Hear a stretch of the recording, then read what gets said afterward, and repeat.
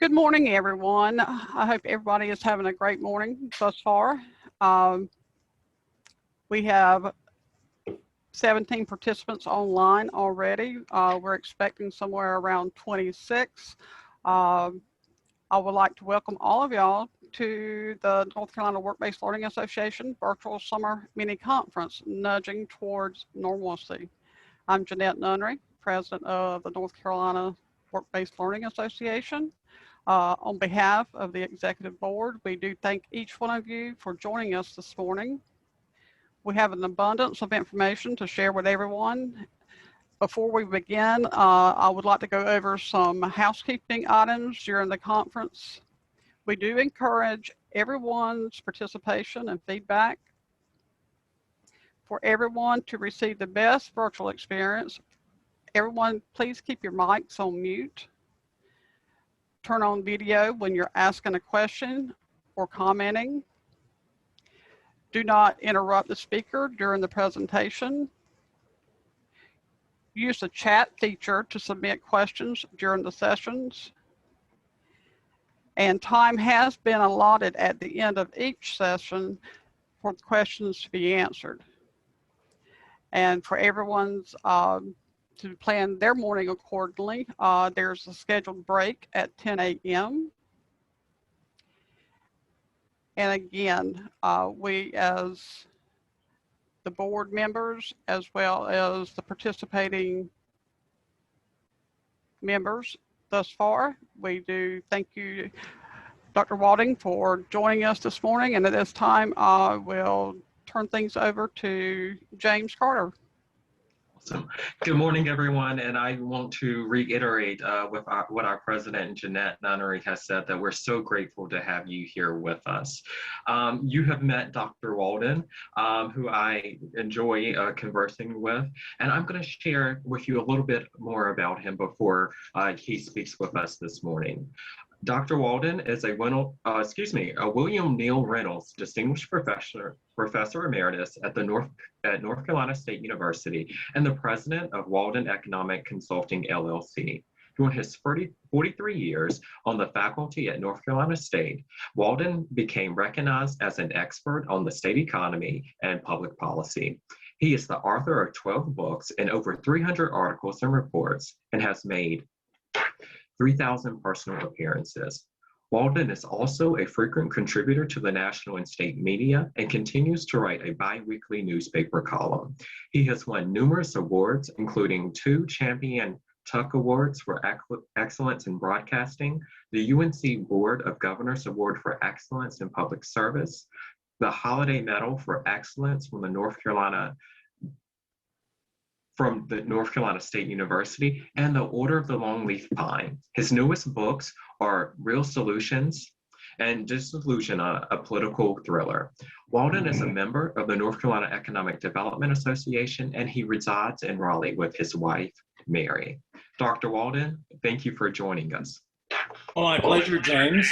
And this is a group that I particularly enjoy talking to all of you, because I think you are, if I can use this term, in the front lines of making sure that we have the workforce that we need for the future. And as you'll see through my presentation, I think that's going to be a challenge. I think one of the takeaways from the COVID-19 pandemic is that the shift in how we work and where we work and what kind of work we do is going to accelerate.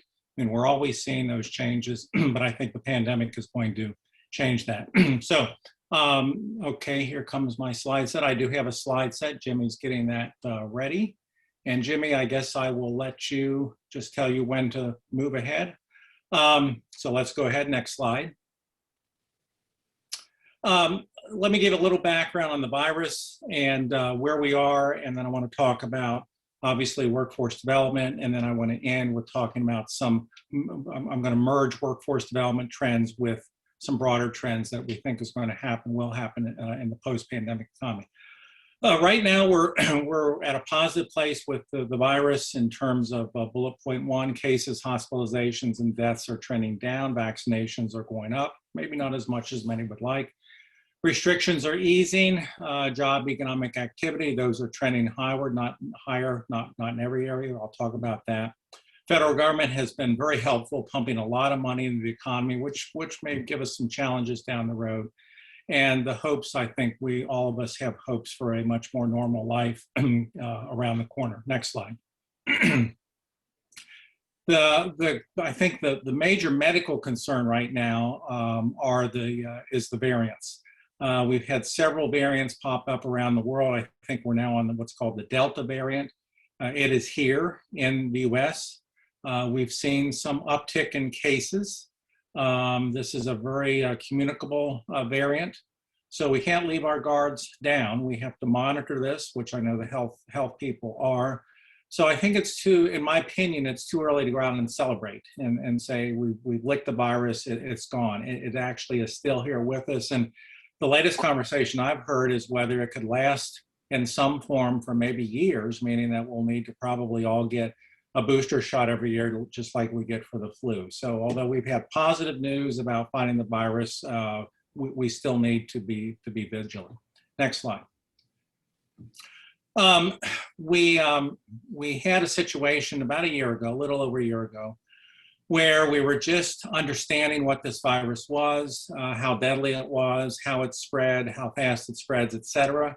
Our big worry then, and I think that's a continuing worry, but because cases are down, it's not as much a worry, but our big worry then was, could we treat people who got sick?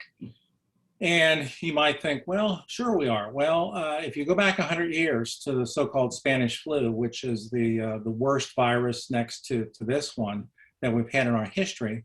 I remember talking to one of my grandparents about this growing up. This was 1917 and 1919. Obviously, medical science was not as good as it is today. This was a virus that easily spread. We didn't have major shutdowns. We were a different kind of economy then. The federal government was not involved like it is, or has the capacity involved like it does today.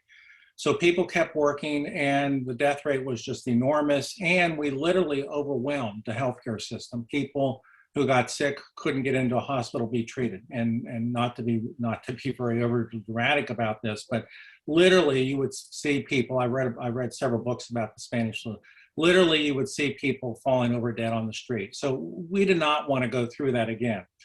So early on, as we were learning about the virus, the decision was made in most states, because this was mainly a state function, to restrict economic activity, because economic activity usually implies personal activity, people working together, people interacting together, people, sellers and buyers, et cetera. And so, for example, here in North Carolina, you know that Governor Cooper ordered some sectors, hospitality and leisure probably being the most prominent, to literally stop work. Restaurants weren't open, gyms weren't open, a lot of personal services weren't open. So that obviously meant a big chunk of our economy was not going to be operated. At the same time, the governor told citizens, residents, stay at home. Unless you have to go out for an emergency, I want you to stay at home. And this was all done to try to, as the term became overused in some sense, flatten the curves.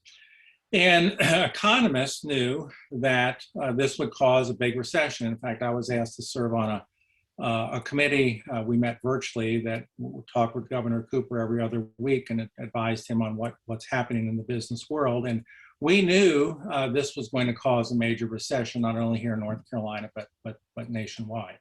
So we did. We had a very bad recession. The worst part of that was in the second quarter of 2020, the economy contracted at an annual rate, which that means if it continued contracting for a year at the rate it did in the second quarter, we would have lost a third of our economy. That's enormous. Fortunately, and this is what economists expected, as the curves flattened, it was in May, you may recall, I mean, the shutdown orders came in March and we went through that for 6-8 weeks. And then in May, the curves did begin to flatten and we began to have some reopenings. You may remember this. And so the economy actually came back fairly strong. And we've been coming back since then, obviously not at the same kind of rate we had in that third quarter.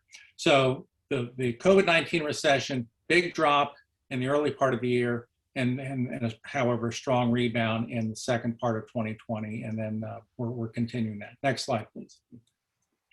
Now I'm going to give you some numbers here. I won't dwell on these. The left-hand part of the slide shows you the change in jobs in the nation by month. The right-hand side, the same for North Carolina. The national numbers are in millions, the state are in thousands. And you can see April was our worst month.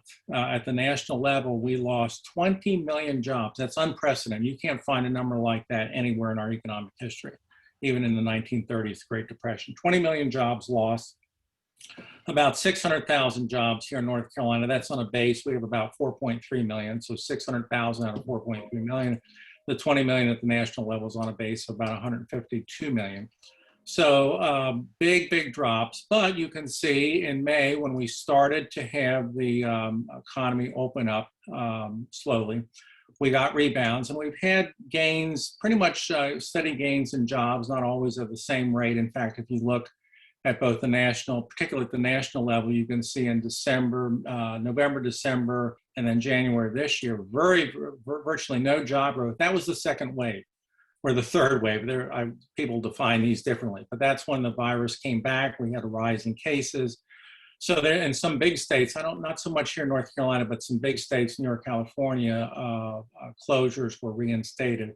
But once we got past that, you can see that we've had job growth, not always at the same rate. You might notice I don't have June yet for North Carolina. Those numbers will not come out until this, actually this Friday. We always, states are lagged national numbers. Next slide, please. This presents the same information a slightly different way. It's just looking at those job changes as a percent of the pre-COVID job numbers, which would be for February. And again, you can see April was devastating. Fairly strong rebound in May and June of last year. And then the rate of pace of improvement has slowed, but on trend, we are still improving. Next slide. Unemployment rates, same picture here, big jump April, May, improvements since then. Next slide.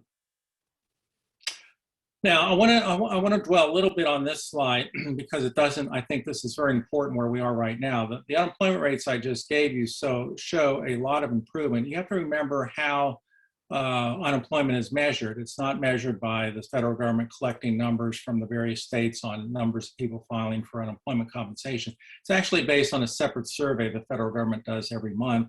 And to be classified as unemployed in that survey, you have to be someone without a job, number one. Number two, you have to be someone who tells the surveyor you want to have a job. And number three, you have to tell the surveyor that in the last month, you've actually actively looked for a job. If you don't do that third thing, you're not classified as unemployed. You're obviously not classified as employed. You're not even in the labor force. And the concern that we've had with COVID is that a lot of folks who lost their job, would want a job, but they haven't been looking or didn't look during the height of COVID because they were worried about getting the disease. If they went out, they maybe had children to care for at home, maybe they had COVID. So this metric, which is labor force participation, is a number that tries to capture that. What it's measuring is the percentage of working age people, usually defined as 16 to 62, the percentage of working age people who are either have jobs or who are counted as unemployed. And again, to be counted as unemployed, it means you have to be out there looking. And what you see here is a dramatic drop in labor force participation. The purple line is 2020. You can see during the height of the COVID recession, that makes sense. Then as the economy recovered, you can see that labor force participation rate went up. But if you look at the red line, which is this year, it's actually trended down a little bit. That is to say that there aren't as many people out there looking for work as we might expect. And that raises a big question as to why. Next slide. And I'll come back to that in a moment. I want to show you a few more numbers on the impact of COVID. We talk about the overall impact of the COVID recession. It has clearly differed by where you work. If you look at these numbers, what I have here are percentages in the second column under May 2020. What that tells you is the percentage of jobs we had in those sectors in May of 2020 as a percent of the pre-COVID job numbers in that sector. And so, for example, in the overall economy, 88% of the we had 88% of the jobs in May 2020 as we had in February 2020, meaning 12% were gone due to COVID. However, look, construction down, but not a lot. Information down, but only 5 percentage points. Same with financial services, et cetera. The two sectors that were absolutely slammed, you can see leisure, hospitality, and other services. One reason being a lot of those two sectors were ordered to shut down by governors. And the second reason is those are sectors where there's a lot of face-to-face contact. And so even if they weren't shut down, a lot of people probably wouldn't have gone to work. Now we update this to May of 2020. This is for North Carolina again, and I will be able to update these for June this Friday. May 2020, you can see much better. Overall, we're down about 4 percentage points, but several sectors are fully back, if not back more.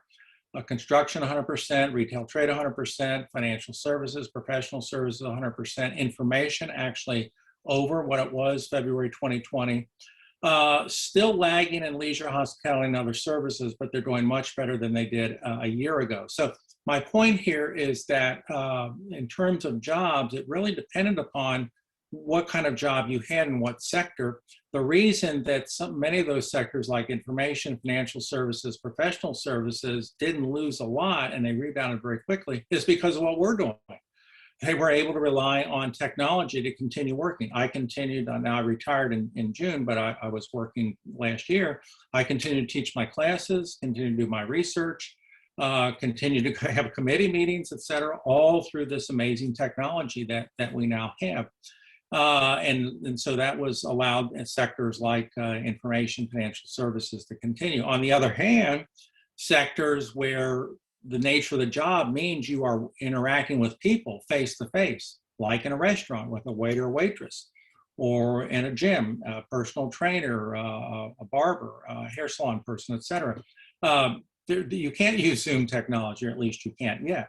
So this shows you how this pandemic, which did clobber the economy, clearly clobbered parts of the economy much more than other parts. The other dimension of this, and then I'll move on, is that if you look at the two sectors that were hurt the most, leisure, hospitality, and other services, they tend to be lower paying sectors. A lot of those jobs are entry-level jobs where someone, maybe they're in high school, maybe they're in college, they work their part-time job. On the other hand, the sectors that weren't hurt very much, like information, financial service, professional service, those all tend to be higher paying. Those tend to be jobs where you need a lot of education in order to get into those jobs. The point here is that lower wage earning people in general are hurt more during this pandemic than higher wage earning people. So that's something that obviously we're concerned about as an economy, and I think we will continue to keep that in mind as the recovery goes on. Next slide. If you, if I pause, I'm simply taking a sip of what is this Dr. Diet Pepper. All right, I want to go back to the point about the fact that we've not seen we've seen labor force participation go down, and what you hear, I know I hear a lot about this in Raleigh, and I suspect many of you where you are hear the same thing, is that there are many businesses who are out there and they've got help wanted signs and they can't find people to work. In fact, this is very acute in the leisure hospitality sector, which is ironic in the sense that that was the sector that hit the hardest. And so the question is why? Why are many businesses having trouble finding people to work? And there are three, I think, major potential reasons. I think the first and most important is that unlike other recessions, and this is, I think, as a professional economist, my 8th recession I've lived through. Unlike other recessions, what typically happened is recession hit, you lost your job or you were furloughed from your job, you waited the recession out, then you went back to that job. That's what a lot of people, I think, were expecting would happen this time. It didn't. It hasn't. It's been different. What we have found is that a lot of folks who lost their job over the last, about a year ago, what they did was they used the time to upgrade their skills. In fact, if you look at the leisure hospitality sector where this has been most acute, the quit rate, what's called the quit rate, just the percentage of people in that sector who are quitting their jobs, voluntarily quitting their jobs now. That has continued to go up. And in fact, it's at an all-time high since we've been measuring that in that sector.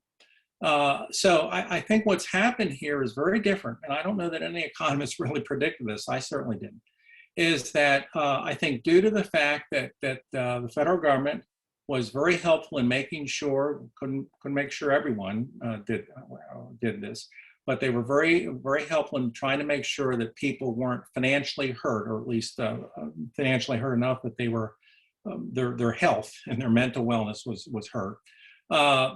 That they could carry through this recession. And so we had things like the two stimulus check plans. We had unemployment compensation augmented by the federal government. We had the Affordable Care Act expanded. We had food stamps expanded. The federal government has tried to, under both administrations who've been through this, have tried to provide help to people who, through no fault of their own, were put out of work. It's not been a perfect help. I bear that in mind. And you probably know people who've been very, very destitute, but I tried to. And I think what this has done is for folks who are working in some lower paying jobs, it's allowed them to say, you know what, I'm going to use this time to try to upskill myself. Maybe go to some night classes, maybe do some online classes, whatever options are available to them, so that I can come out of this and actually get a better paying job. That has probably been one of the biggest surprises, and I think it's actually a positive surprise from this pandemic. Now, point number two, this is the one you hear a lot of conflict about. The federal government, for the first time ever, as far as I know, added money to state unemployment compensation systems. You have to remember, every state runs its own unemployment compensation system. So if you become unemployed in North Carolina, you file for unemployment compensation. North Carolina has its own rules about how much you get, percentage of your pay that you get, how long you get it for. Our rules differ from other states. Our rules tend to be much more frugal, incidentally. And the federal government, when they were debating this March of 2020, decided that the federal government was going to add to whatever states give. And the first add-on was $600 a week. Now, the next time they re-upped that program, it went down to $400 a week, and I think now it's $300 a week. If you did the math, many people who were working in low-paying jobs actually could do better financially through that help, as well as other help they had. And so you could argue that, well, maybe some people have stayed unemployed because they're actually earning more being unemployed than being employed. And that is actually the case for some jobs. I don't disparage people who make that choice. Why wouldn't you? Why wouldn't you go where you're going to be better off? So there's been a couple studies published recently that have found an impact of that on slowing the rate at which people are going back to work. I don't think it's as big of an impact as point number one, but there is some impact there. It's not the whole story, but there is some impact. And then the third reason why we think that there's some people who aren't going back to work voluntarily is they still have children at home who may not be in school. Of course, now it's the summer, but even before now, they weren't in school, and they couldn't find people to care for them, couldn't afford childcare, so they were staying out of labor force to do that. Now, all of these factors, I think, will be temporary. Obviously, factor number one, if people get the upskilling they want, then they find other jobs. Number two, the unemployment supplements from the federal government will run out in September. Congress, of course, could decide to continue it, but most people think they won't. And then number three, hopefully as children get back in school, then that won't be an issue for a lot of folks. So, but this has been a very, very interesting part of the whole story. Next slide. Federal response, as I said, has been gigantic. $6 trillion to date. The federal government has pushed into the economy through a variety of programs. $81 billion of that has come to North Carolina. All of this has been borrowed. This has been the biggest backstop to a recession the federal government has ever engaged in. I can remember when President Obama came into office in 2009, we were in the latter stages of the Great Recession, as you recall. And one of the things he campaigned on was, well, we need a program to help the economy, help people who have been displaced by this economy. And if you read accounts of that time, his advisor said, we've got to keep the package under $1 trillion. There's something about $1 trillion that'll scare people that we're borrowing all this money. And it came in, they actually got a program past 800 billion. We're at 6 trillion. So we blew the lid off this. And I think part of the reason is that this was in a recession unlike any we've seen.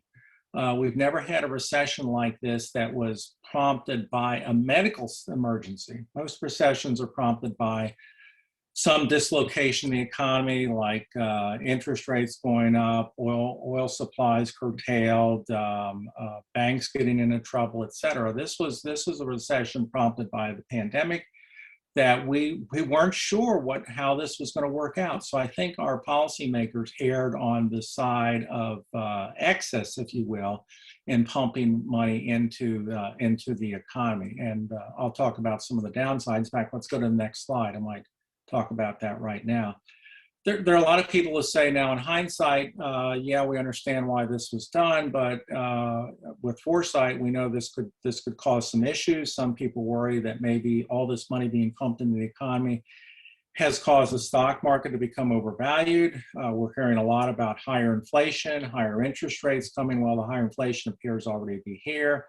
Lower value dollar, which means that anything we import would be more expensive. I'm going to skip the modern monetary theory. So there are some long run worries that we're debating about, but I think, in my view, Walden's opinion, I understand why our policymakers in Washington said, well, we're gonna err on the side of more rather than less, because again, this was just a big unknown.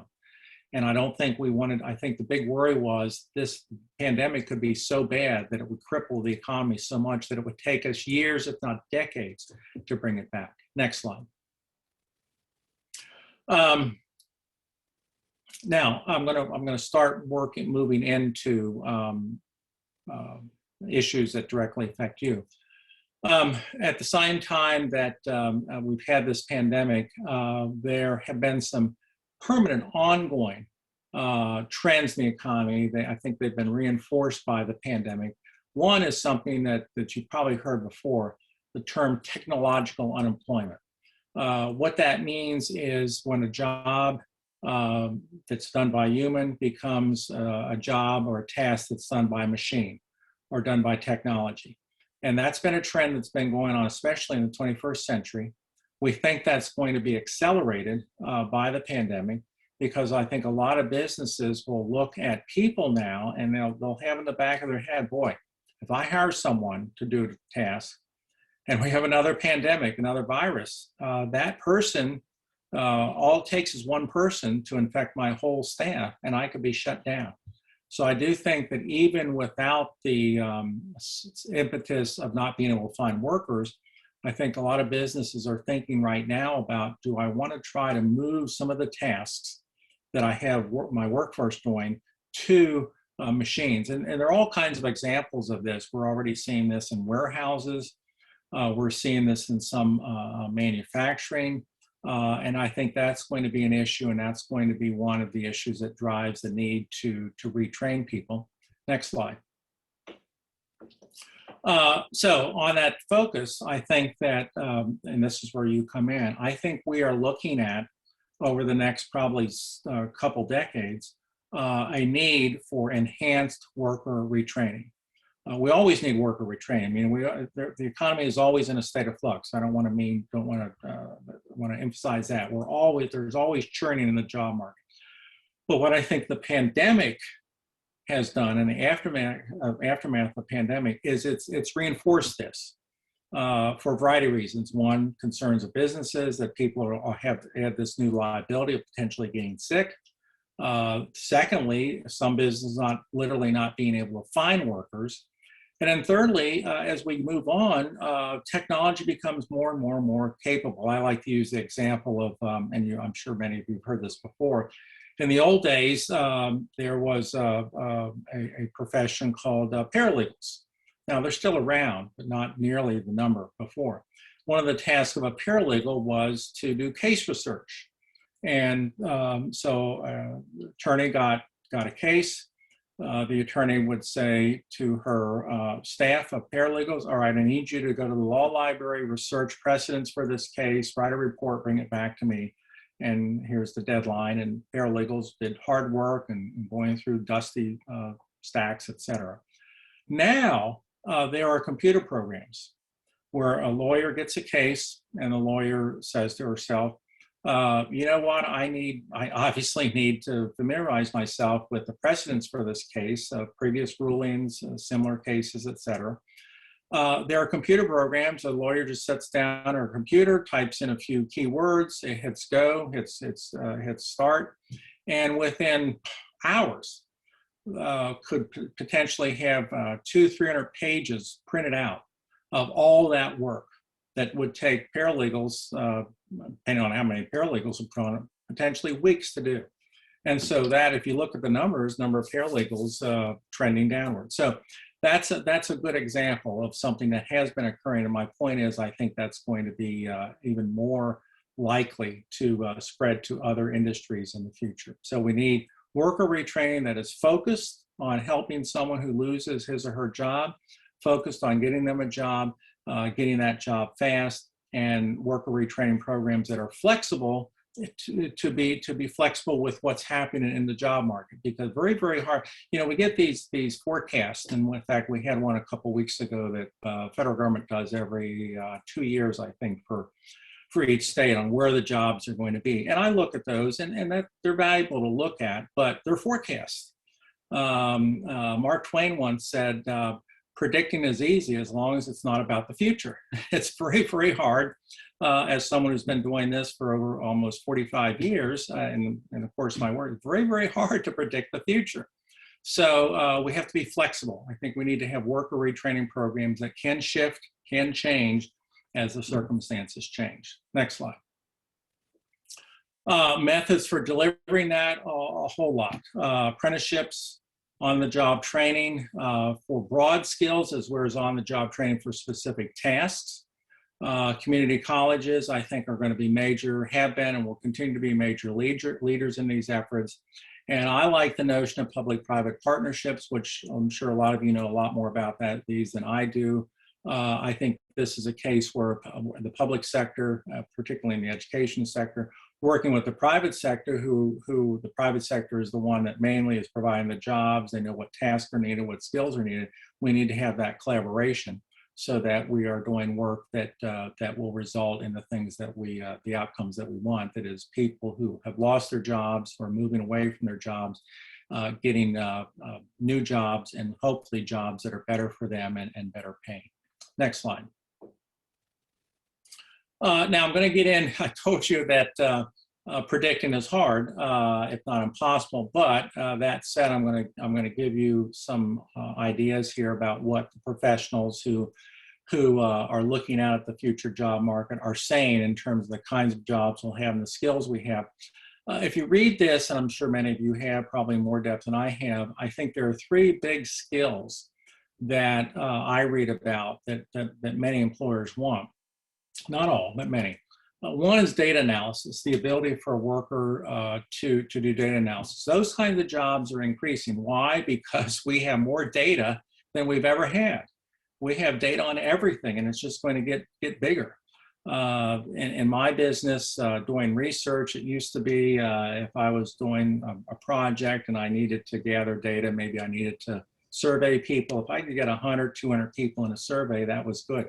Now there are economic papers written, research written, where they have surveys of millions of people, or billions, in fact, of economic transactions.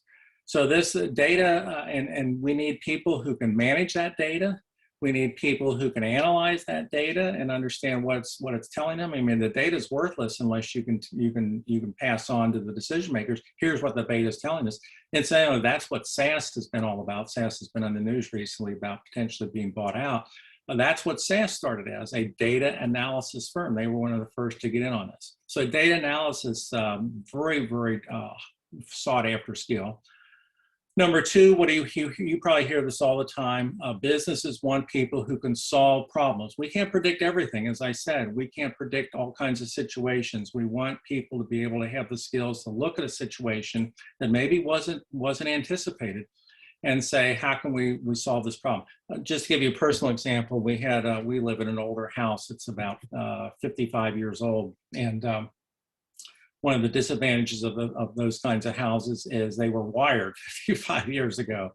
So we had a blackout or loss of electricity in at least part of our house last couple of days. So we finally got the electrician out yesterday. And we were hoping it was going to be a short fix, like my wife optimistically said, well, maybe it's just the circuit breaker needs replacing. Hopefully it'll be just 10 minutes. No, he was here 6 hours.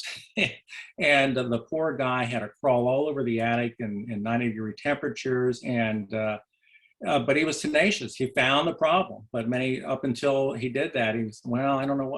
I'm going to keep looking. I'm going to try to problem solve this. I really don't know what the problem is. And so those are the kinds that I'm talking about. Trained in a task, trained with a skill, but people who can take those skills and those training and deal with situations that maybe they weren't exposed to before.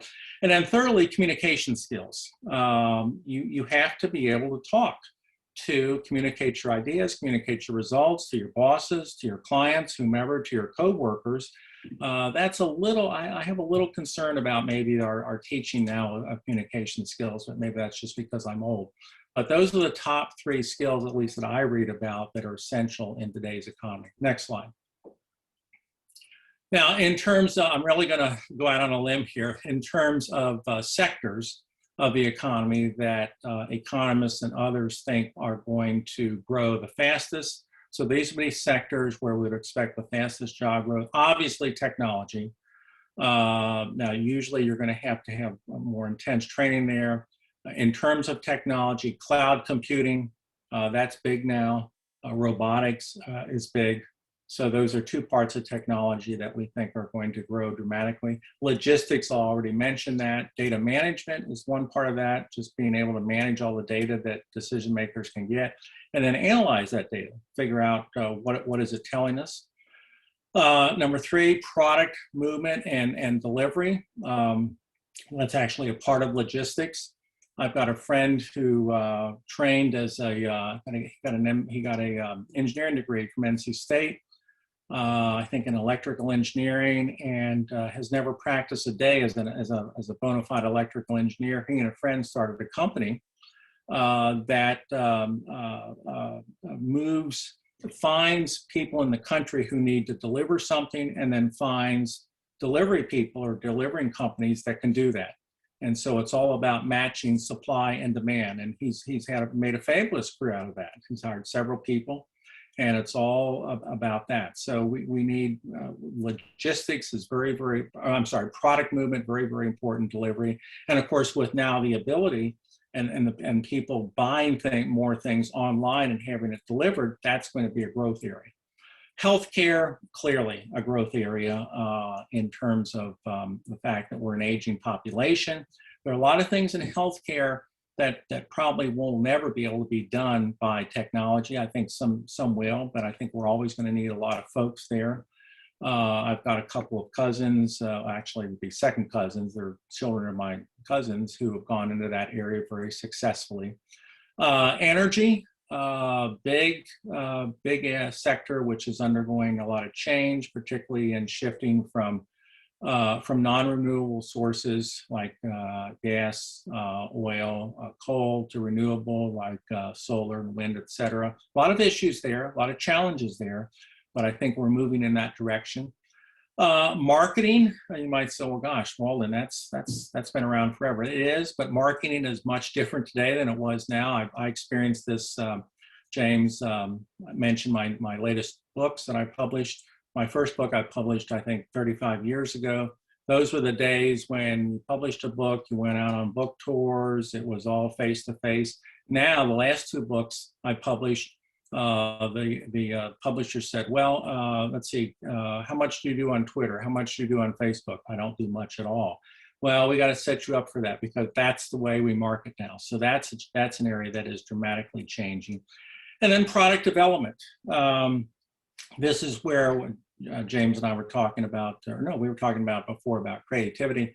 This is where people with a creative bent can apply their talents. So my wife at one point was looking for a career change and actually was admitted to NC State's program in product development. She didn't pursue it, but she's a creative person. So those are some of the areas that at least economists think are areas that where we're going to need more people. These are sectors that are going to expand. Next slide. Okay, I'm not sure. These slides are a little different than the ones I sent. Okay, all right. Let me conclude by talking about, kind of merge everything I've said into some bigger implications that affect all of us, particularly those in education. I do think how we deliver education has been permanently changed. Now, I've worked obviously at the university level or did work for over 40 years. I'd say in the last 10 years, what we called at NC State distance learning has become a bigger part of our delivery system. And I think that's going to become even a bigger part. If you read about how particularly higher education is going to be remade, the emphasis that students now have had a taste, many more students have a taste of distance learning or online learning. Many like it. It can perhaps be delivered in a more cost-effective way. And that's going to be a bigger part of universities. There are some futurists out there who think that actually the physical footprint of universities will shrink over time as maybe half or up to 2/3 of students will be learning online. But clearly, I think that's going to have a bigger presence. At the K through 12 level, of course, K through 12, there's a lot of criticism, a lot of concern about distance learning there. I think the reason is K through 12 didn't have any experience doing this. We had experience at the university level. We've been doing it for decades, or at least a decade.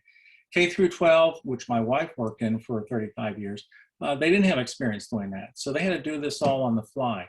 I think that's going to change. I think even K through 12 will have a distance learning component.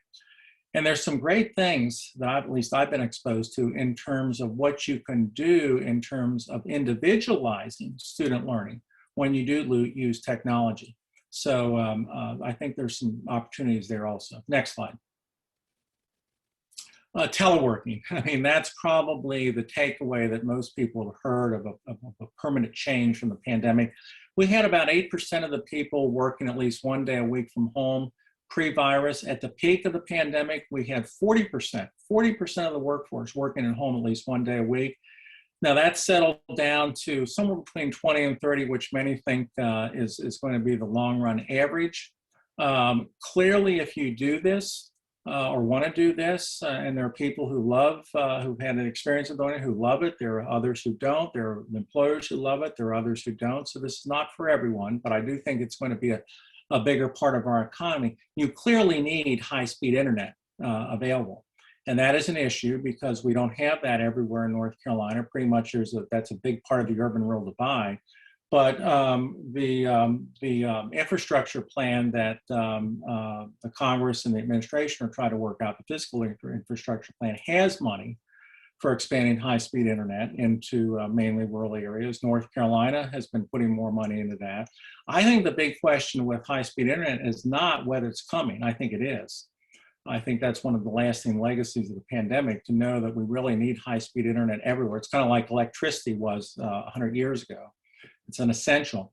The question in my mind is, how's it going to be delivered? Is it going to be delivered the way most of us get internet now? It is through physical cable, whether it's underground or above ground, or is it going to be delivered by satellite? Now, some of you may say, Walden, satellite, gosh, I know friends who have, and I won't mention names, internet satellite service, and it's always has an issue. That's because those satellites are way out in space, like 25,000 miles in space. So that's what a space, I think, what Richard Branson, what did they get up to? 55 miles, and then that's the inner part of space. These are satellites are 25,000 miles. Instead, the satellite internet provision of the future is going to be with what are called low orbiting satellites, about 500 miles up in space. None other than Elon Musk has already got some up there as prototypes.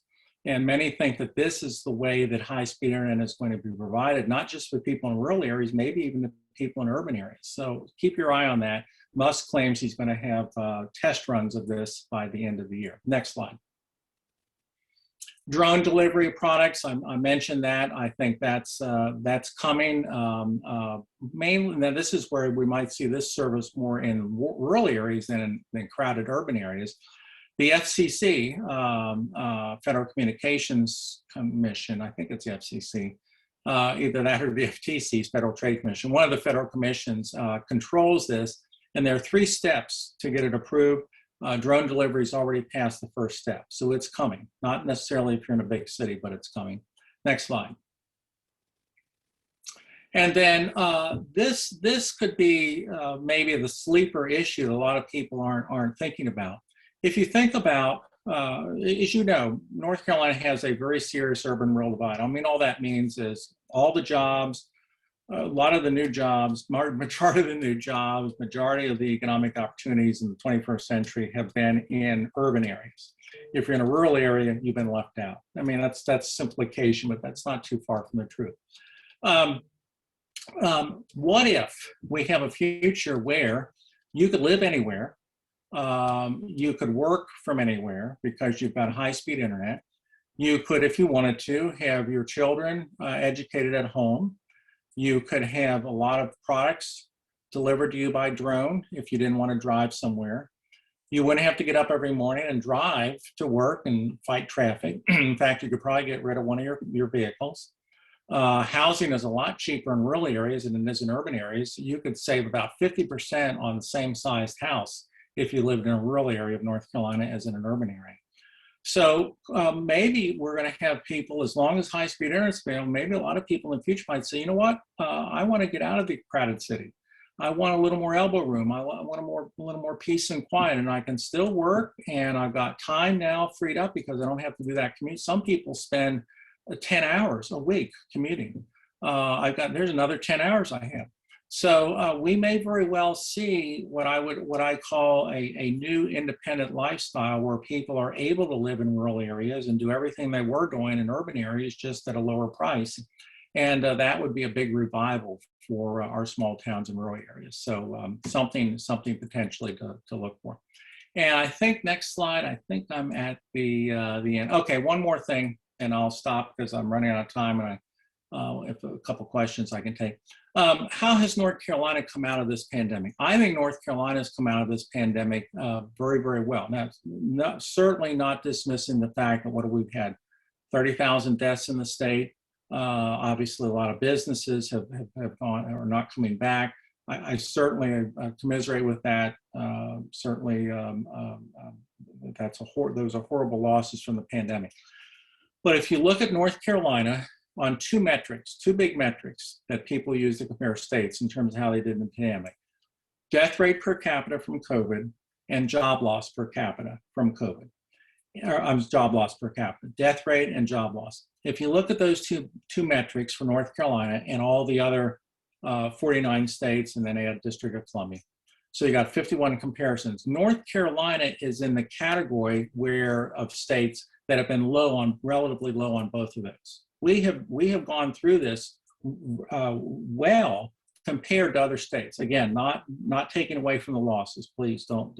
I'm not implying anything there. But just on those raw numbers, we've done very, very well. In fact, we have the best numbers on those two in the Southeast, including Florida, Virginia, Tennessee, Georgia, South Carolina, et cetera. So I think North Carolina is coming out of this pandemic being viewed as what I would call, in quotes, a safe state. Not that we didn't suffer, but we suffered much less compared to other states. And I think that is going to actually accelerate our growth rate in North Carolina, particularly from people moving here from other states. We've always been a state that's attracted people over the last at least decade. We're one of the top states in attracting people who want to move out of their state for whatever reason. North Carolina is high on their destination. I think that's going to get even bigger. I think in terms of where we grow, I think cities aren't going away, but I do think the suburbs and some of the outlying areas will grow faster. And we could actually see, again, as I point there with bullet point 4, if we get high-speed internet available everywhere, we could see an increase in rural growth. So I think North Carolina has a future that is very optimistic in terms of growth. Now, growth brings pain, growing pains, issues. I was interviewed yesterday on Spectrum. I think I mentioned about the fact North Carolina, or I'm sorry, Raleigh-Durham is ranked as the #2 place to live in the country. Obviously, with growth, you get more congestion, you get higher housing prices generally. Although that could be alleviated if we do have a lot of that growth going to smaller places like small towns and rural areas. All right, let me stop. I see according to my clock, it's about 7 till. So, oh yes, thank you. Here's a shameless plug. That's the first book I published last year. This is a thinking book. This is one that looks at all the major economic issues and that we debate about, my take on it. And then the next one, last slide, is my take. This is the fun book, which is my attempt at a political thriller. And I think we got one more slide. Do we have one more slide, or is that it? That's the last slide. That's the last slide. So let me stop. We got about 5 minutes. However, we want to handle this, but I'm happy to take questions until I have to stop. Dr. Walden, I have a question. I read a MC release a report. Basically, it was called the Sensdemic, talking about how we're having a demographic drought even prior to the pandemic. And that it was already showing some troubling signs. And of course, with the pandemic, everything got accelerated as far as that sort of the base of workforce, not just skilled, but workforce overall has been going down, especially related to gender and all kinds of different implications. So what do you see? What is the long-term goal or plan? Because this, again, is not related to the pandemic. This is happening anyway. We're having less babies in most of the developed world. And some folks don't want to enter the workforce, or they might be unskilled, and there's all these things. So what is it? Is it automation? And of course, with automation comes the issue of maybe having higher unemployment, because now you have less humans in the workforce that cannot do those jobs because, again, it's being automated. And, AI taking a lot more of those mid-levels and higher level jobs instead of just the repetitive lower end jobs. So what are we doing about that bigger issue? Well, you asked, it's a great question. That's where the work you do is so vital. And of course, the work you do relies on, in some sense, on economists and others like me predicting where the new jobs are going to be, which is not an exact science. But historically, and by historically, I mean going back centuries, we've always had churning in the economy, some jobs leaving, other jobs coming. It's always ended in enough new jobs being created to take the place of the old jobs that were lost. So that's always happened, and I expect that will continue to happen. Now, the skill sets are going to be different. So that's where the vital work that you do, all of the listeners do, participants do, is so important. And it's not easy. It's not easy. That's why one of my bullet points there when I was talking about training, fast, focused, and flexible. You have to be flexible. And I think and there are people in our Department of Commerce who try to keep up on this, for example, in terms of predicting where the jobs are going to be, the skills are going to be. That needs to be, maybe we need to augment, put some more resources in there. We can't, you all can't do everything. If you're out there training the people, you can't necessarily be predicting where things are. But we need collaboration don't just sit down at a computer and make predictions. We need people talking to businesses and find out, what are you thinking about? Where are you going to, what's your business plan, and how many people are going to use, and what kind of people, et cetera. But I am very confident and optimistic that we will create new kinds of jobs. So we're not going to necessarily have a jump in the unemployment rate. But the second thing we do need is, I think, a social safety net, a strong social safety net, to where people who are between jobs, who are within training, that they don't suffer, that there's something that can come in. And we need that to be more flexible and rapid. And that's more of probably a federal effort than a state level. We do put a lot of money into helping folks, but I think we need to, in many cases, maybe put more money in. We need to deliver that help in a quicker way and more expedient way. And there's no reason why we can't do that. IRS gets data on incomes of people. So what I'm saying is that the month after you lose your job, what we should have is a system that immediately comes in and supplements, helps that family, helps that household. And then when the person gets a new job, it goes away. Now it's just tortuously long. People have to apply, there are endless forms, all of the requirements differ by program. We really need to update it. And I've got a plan for that in the previous book, Real Solutions. I talk about this a lot. Okay, thank you. And I know UBI has been kind of thrown out there as one of the possible solutions to the mix, which again, we shall see. We have a question from the chat box. Says, I'm wondering how these changes will impact publishing companies like Pearson and McGraw-Hill, as the instructors are using the internet to learn, going zero cost, or not using textbooks at all. Yeah, well, publishing's changed. That's someone who's been involved in publishing as the writing side, that has changed dramatically. And I don't know that we're going to go back to the old model. There is going to be a new model. So I think the kinds that this is not an area where I have a lot of strength in talking about, but just as someone who's been involved from the writer's side, that has dramatically changed. I don't think publishing is going to be the hard copy. I'm still one of those people who likes to read. I like to read a book. I like to hold it. My wife's moved on to digital. But I'm the dinosaur. She's on the cutting edge. So yeah, that's going to continue to change and be in a state of flux. And there are probably things we can't even imagine in the future of how people get information. Very, very much different than the way we do it now. Thanks so much for that. James, since you're on the call here, do you want to ask your question? Absolutely. My question is, will we experience a wage plateau as employers are having to raise wages even for the professional jobs that we train our students for at the community college level? Will we experience a wage plateau? Correct. No, I mean, wages change all the time. I mean, right now what's happening is that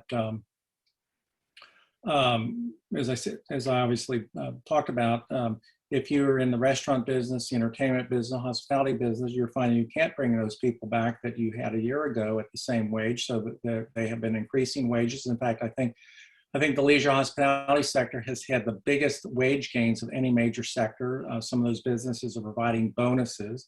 And that's not going to work. So I think that is going to drive a lot of those businesses to think about different ways to deliver their services. But businesses have to do what they have to do to get people, or they're going to have to deliver their service in another way. And if it has to be raising wages, then that's going to be passed on ultimately to the buyer, to the consumer. I mean, that's the way the system works. And it should work that way, in my opinion, because if the buyer is the one who's benefiting from the service and they have to you have to pay workers more to do that service, it's ultimately the buyer who's benefiting. Right now, of course, a big issue is higher inflation. We had a reading on inflation yesterday, again, on an annualized basis, about 5%. We had been hovering around 1% a year annualized. So we're clearly in a period of higher inflation, which means that's added pressure for businesses to pay workers more, because people are smart. Eventually they figure it out. Hey, if the inflation rate's 5%, that means every dollar I have is worth 5% less, so I need a raise. So I think we're going to have more of those discussions down the road. The big question economists have right now is whether that higher inflation rate that we're experiencing now, how long is that going to take? How long is that going to last, I should say? Is it months, which the optimists think is the case, or could it be years, which the pessimists? And that's an unsettled question as to why we're having this high inflation rate. But yeah, that does have a big impact on the labor market, particularly if it's a tight labor market. And then ironically, again, in leisure hospitality, just to continue as that, it is a tight labor market, meaning businesses can't get workers. So they're having to shell out more money for workers. On top of that, smart workers are going to say, well, yeah, whatever you offered me last year, I need at least 5% more to compensate for inflation. Thank you. I appreciate that.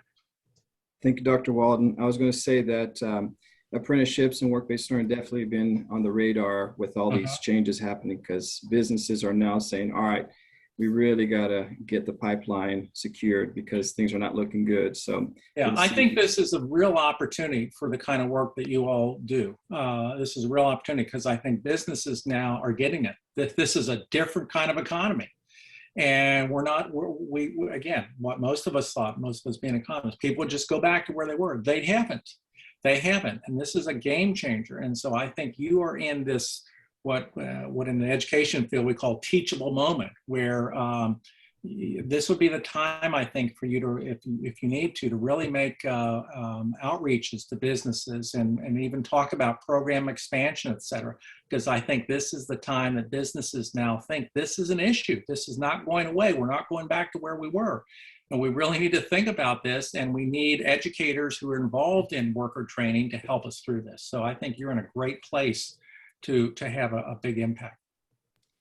Thank you so much for your participation. And unless we have any other questions, we're going to move on to the next piece. Thank you. Thanks. I do sincerely say I really, really value what you do. You all are unsung heroes for the state. So please continue, and I will continue to tout your accomplishments. Well, thank you for your support and your knowledge. We appreciate your participation. Bye-bye. All right, bye-bye. All right, folks, so we're going to go to our next featurette. But before we do that, I just want to remind you that at 10 a.m., we're going to have our first break. So if you can hang in there, we're going to have a short video and our session 1 presentation. We share the PowerPoint. Let's see. All right. So first of all, I want to apologize. The Zoom compressed a little bit of our slides, so some of them look like off, but it was not when we checked multiple times. So I apologize for that. So next thing we're going to do is we want to feature more and more community colleges and specialty programs that they have. And one of the ones we're going to highlight today is Surrey Community College's Enology and Viticulture program. So I'm going to play a short video, a couple minutes, and I would like to encourage you, if you have such specialty program that you would like to feature at the fall conference, please to let us know and send us a video and a little bit of a description of what the program is like, and we'll feature it at the fall conference between sessions.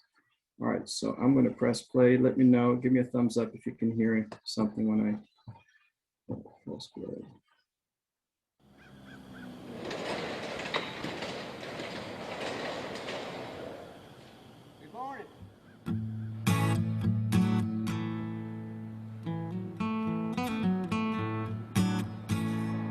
This is where a career in the wine industry begins. Future grape growers and winemakers getting their start at Surrey Community College, home to the only college educational program in the Southeast with a licensed bonded winery. Surrey is the only community college on the East Coast with such a program.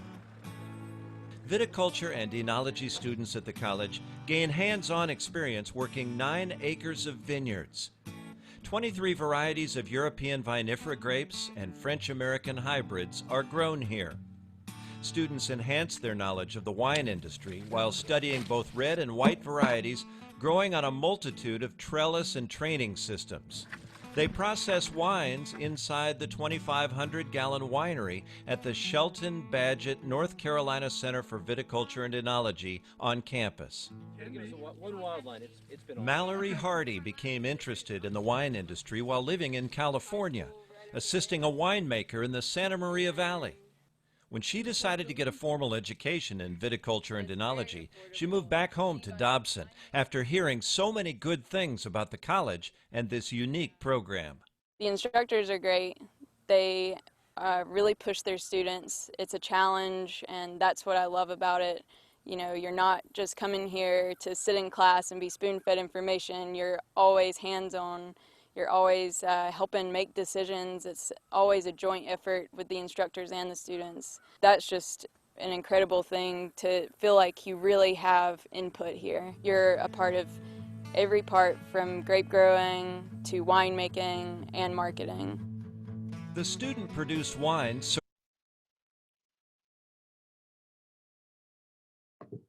I'm going to stop it there for now because I know we're running a little bit behind. I would like to start the next session. However, I would like to encourage you again, please send any videos of your community college programs that you would like for us to feature at the fall conference. All right, moving on to the next slide. So we will start our session one, which is College Central Network from the community college perspective. And this is going to be presented by a good friend. We have gotten to know each other through being the board of the North Carolina Work-Based Learning Association. And his name is James Carter. So James Carter is a WBL coordinator at Alamance Community College, and he enjoys collaborating with collegiate professionals across the state to build a resilient talent pipeline. James, if you'd like to say anything before you start your presentation. I just want to say good morning. I know we have been sitting a little while, so I wish I could play Taylor Swift, Shake It Off. But I hope that you will find this energizing session as something that's really going to help grow your WBL program and to help you be more effective and efficient in the work that we're doing. Because as Dr. Walden said, there's a strong need for what we all do every day in the state of North Carolina. And so what I am going to do is I'm going to share my screen with everyone and do a demonstration for you all. And so I want to be a little participatory if I can, and let me ask a question. How many people still use a paper booklet currently to manage your work-based learning program and interactions with your students and employers? And so if you could just type in the chat yes or no, that would be great. So we have a baseline here for our conversation this morning. I was trying to find a sad face emoji here, but I can't find it. That's what he is, so I don't know if.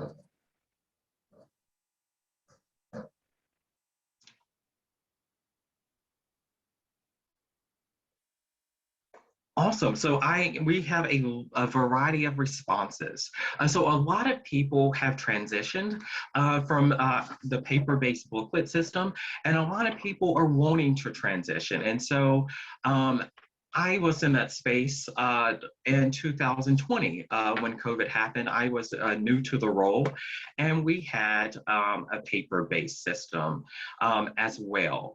And one of the things that we learned at Alamance Community College was during COVID, it was very hard to get in contact with our students and employers. Many of those companies had closed. Many students, like countless of us experienced across the state, weren't able to complete their hours. And so that became a real question about when it was time to submit for FTE and when the auditors were to come, what should we do? And so one of the things I did is I reached out into this wonderful network that we have, the North Carolina Work-Based Learning Association, and I talked with different people to see what they were considering. And one thing that I learned about was College Central Network. And so this has been, we have been using this since summer 2020, and it has been a wonderful system for us. And I am so excited to share that it may be the solution for you, or it may help you brainstorm what your solution needs are. And so let's get started, and I'm going to get started by signing in here. So this is the College Central Network page that you as an admin will see. And so you'll come here and you'll click sign in, and you'll select your college, enter your username and your password. In conversations I've had with fellow members of our organization, many of your schools already have a subscription to College Central Network. And so have those conversations with your career services department or your continuing education department and see if they are willing to add you on as an administrator to use the experiential learning module. And I'm going to demonstrate what that looks like. So this is College Central Network. This is what Alamance Community College uses for our employers to post jobs and for our current students and also our alumni to find jobs, and employers can search resumes here as well. And this is also a very helpful feature as we're still in COVID, but we're in a weird state. We're not in a huge wave in North Carolina, though numbers are increasing, but we don't know what to call this. So I think our conference is appropriately named Nudging Back to Normalcy. And so one thing that I like about College Central Network is it has the ability to do live events. And so we've also used this to host a live job fair as well. So when you come in, there is a dashboard here on the left. But what we'll need to use this morning is modules. So we'll click modules and click Experiential Learning Manager. One of the first steps is to create the program. So you'll click here and do Edit Experiential Learning Program Types. And let's add a new program. And so let's name this for our organization. And we'll click Add Program. As you can see, I already have programs in for the service learning component that I manage for the college and for the work-based learning component. And I've also tested a few things as well. So let's add our NCWBLA program here. Now that we've added that program, we're going to go back to modules. And we're going to set up our program. So we're going to come here to set up. We're going to click the program that we've created. And this is where you can put instructions. So this is one of the beautiful things about this software program that is offered is we do a lot of communication as coordinators or directors in work-based learning with our students, internally, with faculty and staff, and also externally, correct, with our employers and the workforce board. So there's a lot of communication happening. So having consistent communication for all of those constituency groups is very important. So when students log in, this is what you put here is the information and directions they would see. Employers would see these directions, and faculty and staff would see these directions. For our demonstration today, I'm just going to put test in each of these fields, and I'm going to do save changes. And then it has something called web forms. So web forms are, if you've ever done a Google form or a Qualtrics survey or any type of survey, that's where the questions are, where the someone is asking you to enter data. And so that's what web forms are.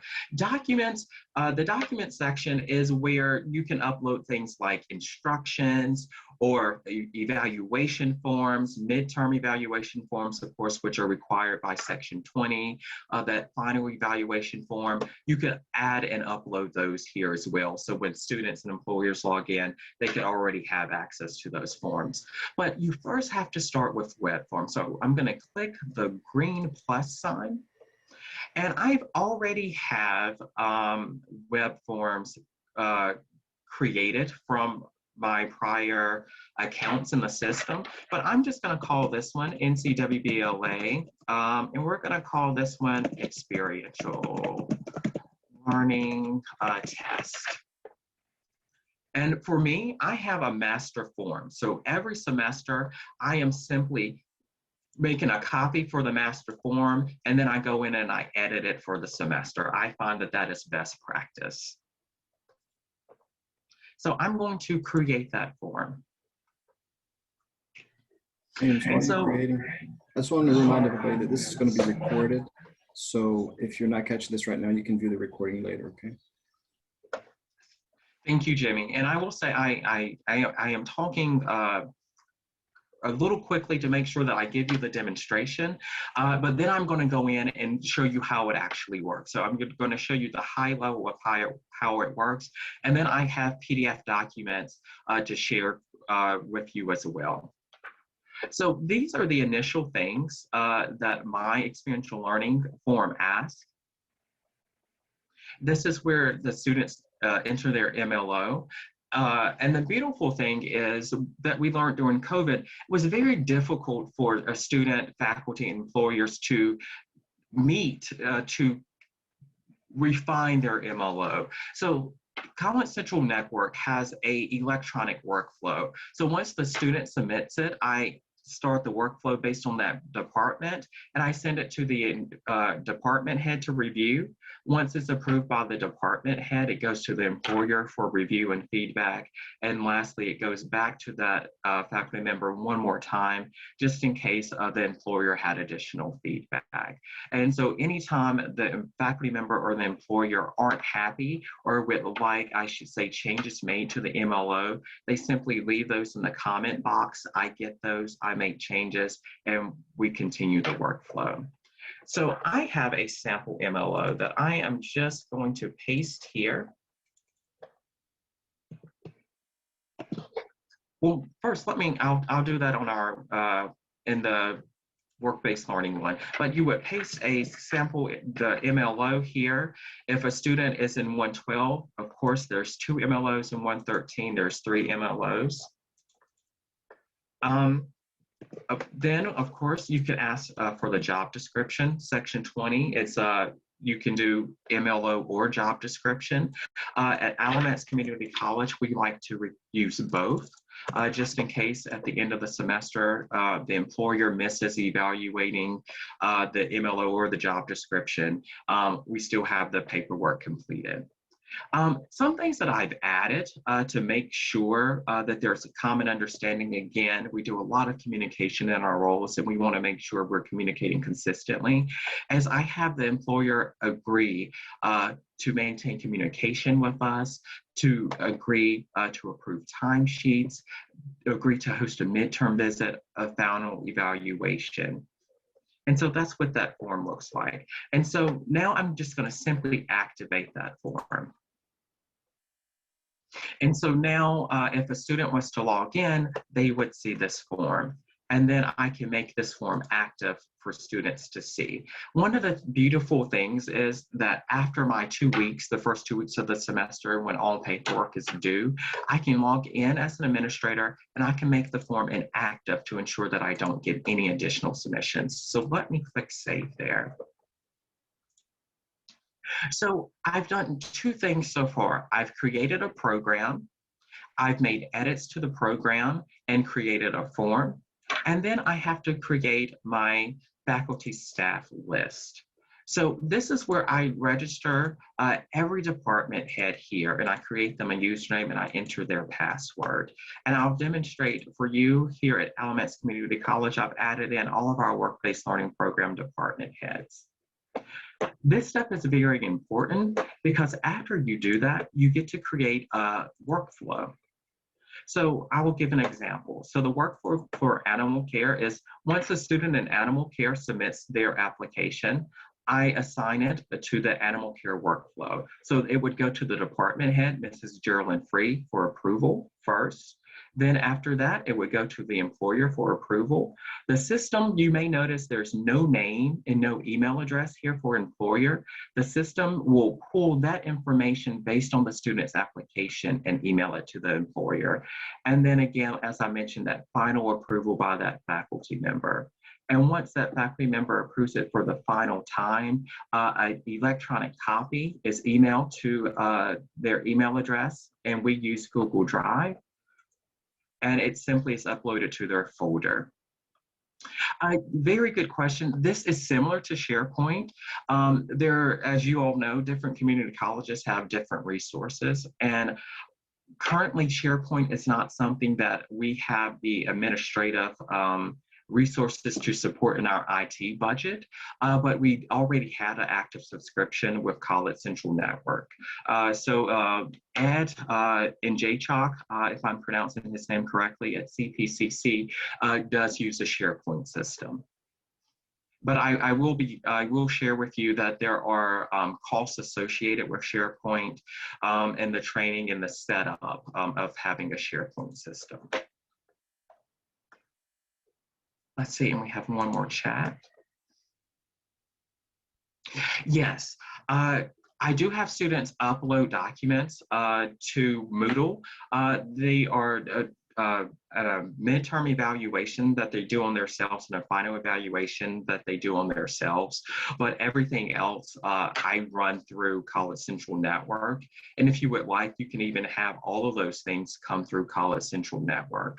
So that is the beauty. You have a lot of functionality with CCN, but I encourage you to think about your student population, the employers you work with, and your faculty, and decide what features you want to turn on or to turn off.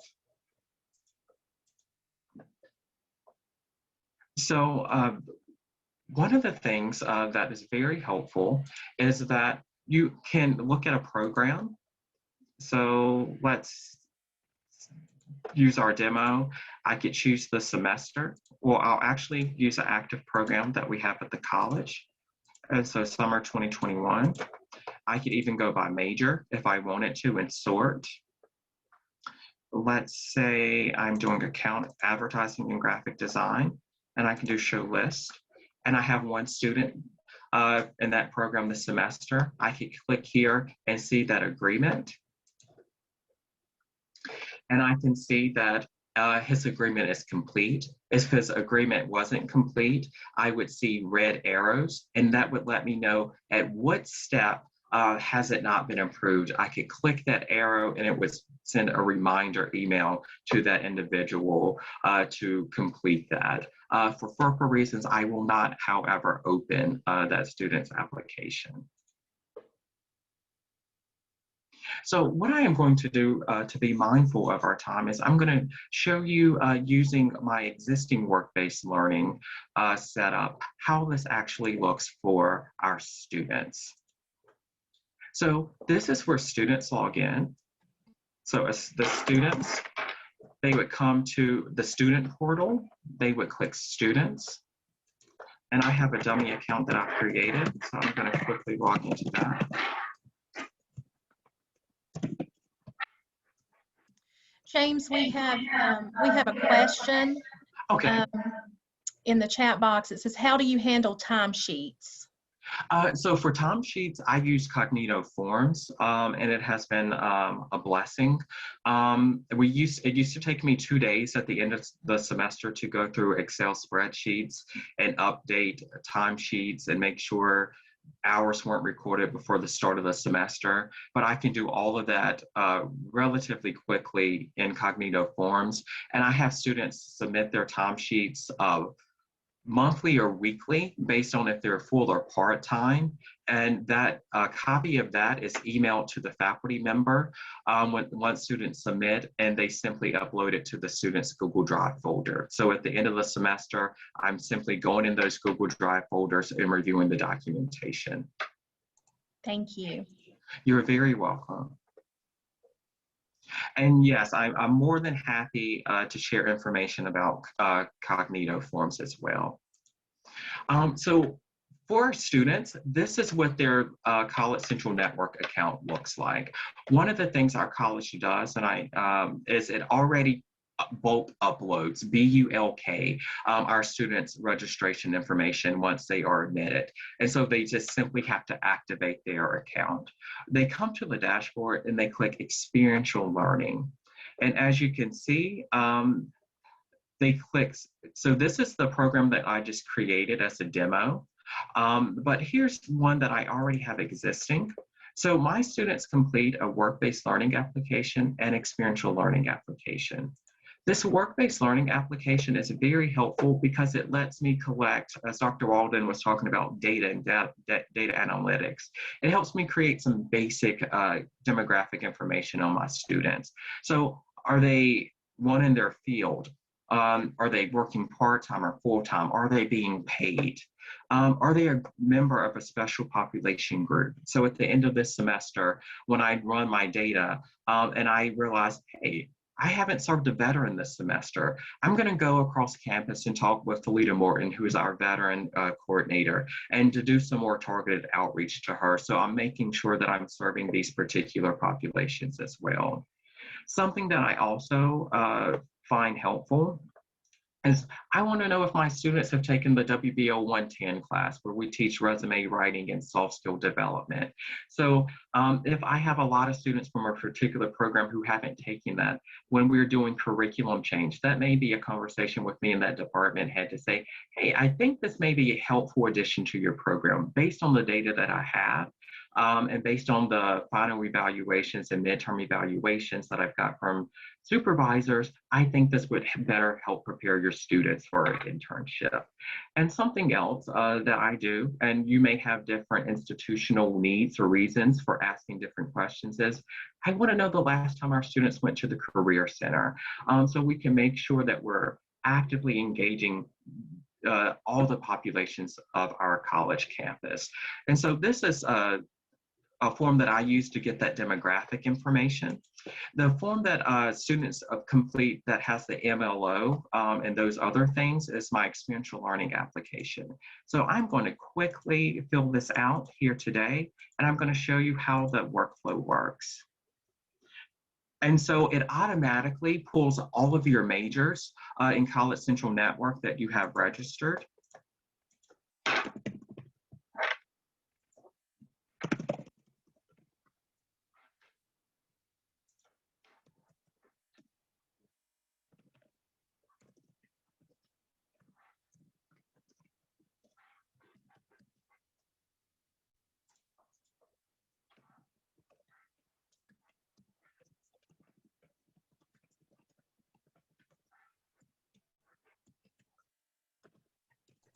James, while you're doing that, we have a few questions in the chat box. And I'll be more than happy to multitask. Okay. How do they receive grades in LMS without creating extra work for the instructor? Do students submit here and then in LMS, or are grades in the LMS not necessary? Very good question. So once all the items are uploaded into the Google Drive folder, grades are then assigned by going into, for us, we use self-service. So by going into self-service and entering grades. For colleges that keep grades in an LMS such as Moodle or Blackboard, it would be simply noting that, hey, all of these forms are here. They are properly dated and signed according to Section 20, and going and entering a grade in the LMS. So it really is figuring out, this is a tool, but figuring out what is the best configuration for your college. Another question we have is, how does this work for you at audit time? So at audit time, again, this will generate a PDF of every form. These forms are uploaded to the students' folders. So if they want, if an auditor requests a particular section, we can print them off, or we can give them access to that Google Drive, and they can go through electronically as well.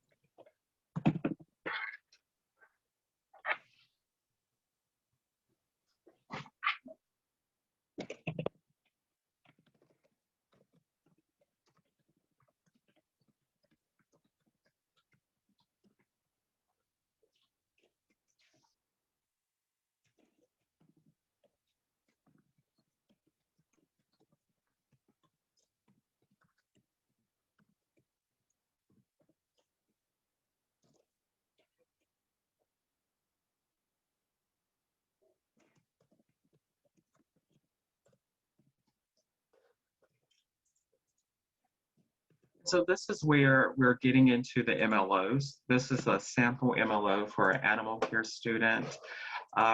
We are assuming that the student is in WBO 111, so they would have one MLO, and this would be the job description. And so I would hit submit. And so the student gets that it has been submitted. And so what we would then do is that would come to my dashboard as the administrator. And so I would come here.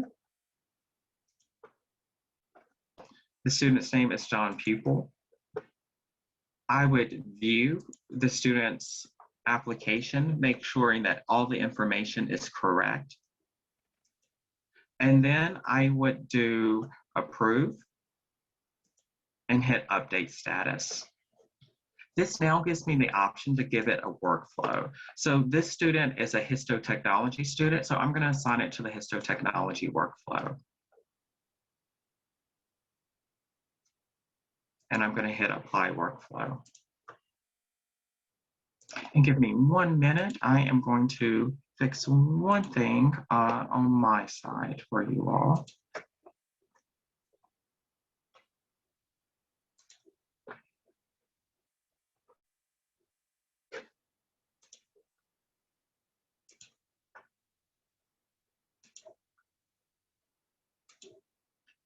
And what I'm doing now is this is how I'm simply going to add myself on this workflow. And so that's what I am doing now.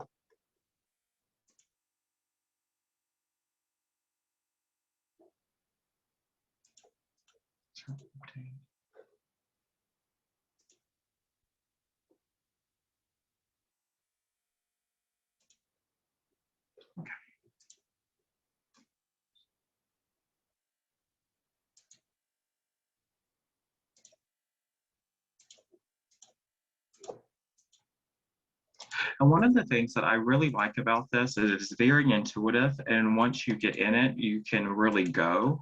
And you have all of this paperwork at your disposal. So no matter what happens, you have the information. So now I am going to assign the workflow to me. And so you can see that it's going to go to that employer. You hit apply. And so that will then send an email, one to that faculty member to review it. And if they review it, it's going to go next to the employer.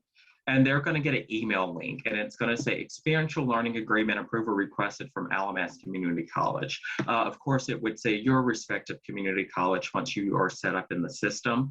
They'll simply click that. They'll review the agreement, click approve. And then it will move forward. And you can set the due dates. So these due dates are just to help nudge the employer to complete it. If they pass the due date, it does not disable the workflow. And so now I'm going to apply the workflow. And so if I wanted to check on the student and say, hey, what's going on with this student's application? I go to my given semester. I check the major that I'm wanting to look up, which is histotechnology, and I do show. And I can see that the student's workflow is enabled, but the faculty member hasn't approved it yet. So I would click this arrow, and that would do a push notification to that faculty member to go in, log in, review the application, share feedback if necessary, and then move forward. So it will go to the employer. So once the first person approves it, this will become green, and the next arrow will be red. And when that person does it, it will become green. If I needed to send Liz a message, I could simply click here. And it's going to load Outlook or whatever is your default email, and I can send her a message. If an employer has changed, that is a part of the workforce Dr. Walden is talking about, I can simply click the arrow and I could change the employer, and I can enter a new email address. Same thing, if you have a faculty member leave, you could change that, and you can choose a new faculty member based on the faculty member list that you have added. And so that is a quick overview of College Central Network. What I'm going to do is I'm going to share a different screen with you all. And so let me pull that over on my laptop on this end and off the dual screen. There we go. James, we have another question in our chat box. Okay, sure, absolutely. Now, I know you mentioned about printing off the forms. Sorry, I sound very loud. Oh, you're fine. You mentioned about printing. You mentioned about printing off the documents for the auditor. Have you been audited using the College Central Network experiential learning process? Yes, we have. We have been audited, and the one point of feedback that the auditor gave is making sure to have a date to know that this is done within the first 2 weeks. And so I've reached out to the developer and said, hey, you would get a lot more adaptation of this software in North Carolina if you have a timestamp on it. And so College Central Network is working as expeditiously to add a timestamp. And so I will show you how that works for us with folders and different things, and it makes it so much easier for faculty members. But I've had graphic design students at the college create 3 handouts that I'm more than happy to share with our group. And so this is what it looks like for faculty members. They'll get an email that says, hey, a student has submitted a ELA, an experiential learning application. Please log in and approve it. So they'll click right there and it will bring them here. It will automatically generate their username. And the reason it will do that is because you've automatically added these faculty members into College Central Network using the faculty member workflow list. And so what they'll need to do is create a password. And you can also reset passwords for faculty members. So if a faculty member says, hey, I've forgotten my password, you can set it as a default, for example, as to 1, 2, 3, 4, 5. And then it will, once they log in, they'll see a similar screen and it will ask them to reset their password. But on the very first time when they're saying, hey, I've got this email, what's my password? They don't have one. This will prompt them to create that password for themselves. Once the faculty member comes in, they will click Experiential Learning Manager and review my experiential learning agreements. And they will have a queue. So they would click, for example, on John Pupil. It will load his application. They'll review it. They'll click Agree, and it will submit it on next to that employer for review.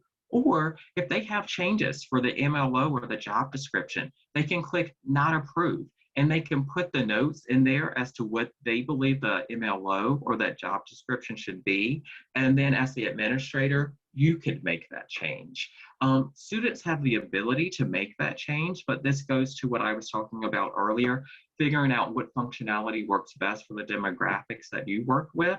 And I found it's much quicker and easier for a faculty member to share with me what that change is, and I go into the system and change it and keep the workflow process going, then have the students go in and change that. So now you should be looking at the employer network guide. Can someone give me a vocal yes if you're able to see that? Yes. Awesome. So for the employer is going to get an email, and it's going to be from College Central Network, and it's going to say Experiential Learning Agreement Approval Request, and it's going to say your respective college name. The employer will simply need to click on that email, click the blue hyperlink, and it's going to load the submission that the student shared. And they'll review it and they'll click approve or disapprove. Anytime someone clicks not approved, they have to leave comments here in the box, and those comments will come back to you as the administrator. But I will tell you this, and we've been using this since last summer. I have never had an employer not approve or leave comments. So they are approved, they agree to the conditions that you set. You can set additional conditions here. And once they hit submit, they'll get this confirmation. The last guide I want to quickly highlight for the sake of our time is for our students. So this again is what I've demonstrated. Here's the student landing page. If your college participates in bulk upload, which I strongly encourage your college to do, they'll already be pre-registered. They'll need to just activate their account, and they'll just use their student ID number and their email address to activate that account. It will bring them in to dashboard. They'll click Experiential Learning Manager, and they'll click Submit a New Agreement. Any agreement that they've already submitted, they can make changes if they want to, or if you feel that you would like them to do that, by clicking Manage My Experiential Agreements. So if something's disapproved, they could go in this option and make the changes and hit Submit. And again, that's your preference for the demographics of students that you work with. And I see we have some questions here that I may not have addressed. Okay, so we have got some people, we've addressed those questions. Thank you for asking those questions to me, Joy. And so I am going to go into my email, and I'm going to show you one way that I manage this. So I've created a label. And so for everything, you will get an email, digital copy from College Central Network. I simply click on the email. I click here to move it to the Google Drive, and I move it to the requisite folder. And so it is that simple to go from paper to digital. And so at the end of the semester, go to Drive here. And our college uses Drive heavily, so pardon all of the different things that I have in Drive. But I want to show you, for those of you who are still using a paper system, what it could look like for you. So I have a folder for every semester. I give faculty permission for the semester that they have students, and I remove permission once the semester passes so that they don't accidentally make changes to those folders, because those are already binded and ready for the auditor. So we are in summer. So this is what it looks like. So every section has a folder, and then we have the students' names as individual folders, and their respective files are uploaded to the folder. And you can do all of that, moving it, if your college uses Google Drive, by clicking this button, Organized in Drive, and you can click to add it to that specific section and even that student-specific folder. I do the same thing with Cognito Forms. I know someone asked about that. Faculty members get that email confirmation. It reflects the hours. They can open the email, use this option if your college uses Google Drive, and move it directly into that student's folder. So at the end of the semester, we're simply looking through the folder to make sure that all of our paperwork is in accordance with Section 20. And there is one thing that I am going to go back really quickly and demonstrate and touch on for those of you who are interested in the College Central Network options. Let me go to modules from my end. You're at work-based learning. So again, you can turn a form on. So these forms, students can no longer access the green forms, or the forms that students can access. But I'm going to click here, and I want to demonstrate that you can add different things, and you can move things up and down. So if I was wanting to create a new form, I would simply create the plus button. I would give it a name, Test NCWBLA. If I wanted, I could do from a master form and create new form. There are a few options that always have to be in every form, and this is programmed in College Central Network for reporting purposes. So semester, year, major, and again, this will automatically populate based on your college's majors in the system, job title, company, supervisor name, and email address. And the administrator approval, these are required in every form, as you can see, for reporting purposes, but you also can add things to a section. So I can click here. I can choose what field type. So if I want students to do a checkbox or a radio button, if I want it to be an email address section, I can create a label and I can make it required, and I can hit save. If I wanted to add something to the employer section, I could do that as well.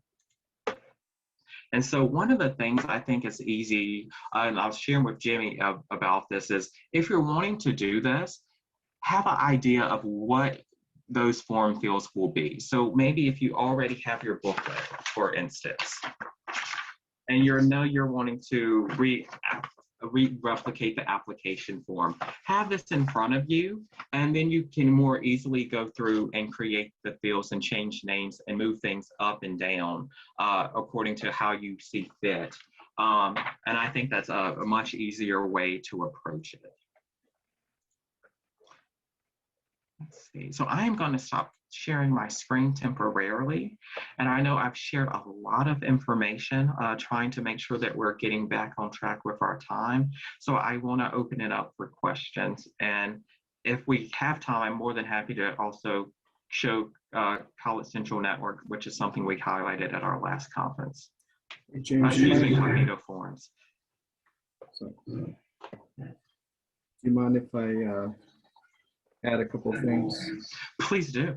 Okay, so there was a question about auditing, and I just want to remind folks that there is what the auditor, of course, will take as far as electronic documents, but also there's what the college rules. So for example, some colleges might not have, does not recognize e-signatures from, let's say, somebody that comes outside the organization, meaning does not have a college provided email. So you got to make sure that your college has those rules in place before you start applying that, because that might be what dings you. It's not the auditor, but the rules of the college that the auditor sees and basically says you cannot do this per college rules. So make sure that you check the college rules too, not just the state. You talked a lot about Gmail. I want to remind folks that not everybody has Gmail or Google as their provider for email and such for the college. So if you're using Microsoft-based, you might want to stay away from Gmail and use OneDrive. I personally prefer Google, but we have a Microsoft-based account. So we want to make sure not to put proprietary information, people's information in a platform that does not belong to the college or that the college does not have a contract with that company. And James, this is gold. I'm trying to do this with our college. I'm still working at it. But one thing you said that was very important that you did not mention is that maybe try this with a smaller program first. Don't do it and blast it to all WBL programs.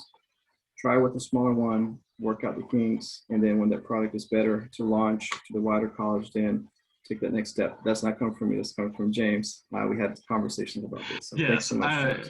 Yes, and one of the things I will say, thank you for reminding me of that conversation, Jimmy, is to pilot it. So I would not necessarily pilot this with your largest program. Pilot this with a smaller program. Pilot this with a program that you have a very strong rapport with that department head or WBL coordinator, and that way they can give you feedback as to what's working, what's not working. I will say the one challenge that I have experienced in Alamance County is we have a lot of smaller businesses for certain industries. For example, our HVAC companies, they don't have a company email. So be prepared to work with those employers to just simply create an email account. Google is free, Yahoo is free. There's all kind of free email providers, but they'll just simply need an email address to get that email to click and approve the agreement. And so that is something that's very, very important. One thing that I do to help increase the rate of employer response is I use a mail merge that sends out the employer PDF to demonstrate how simple it is to just open the email, click the hyperlink, click I agree, and to submit that.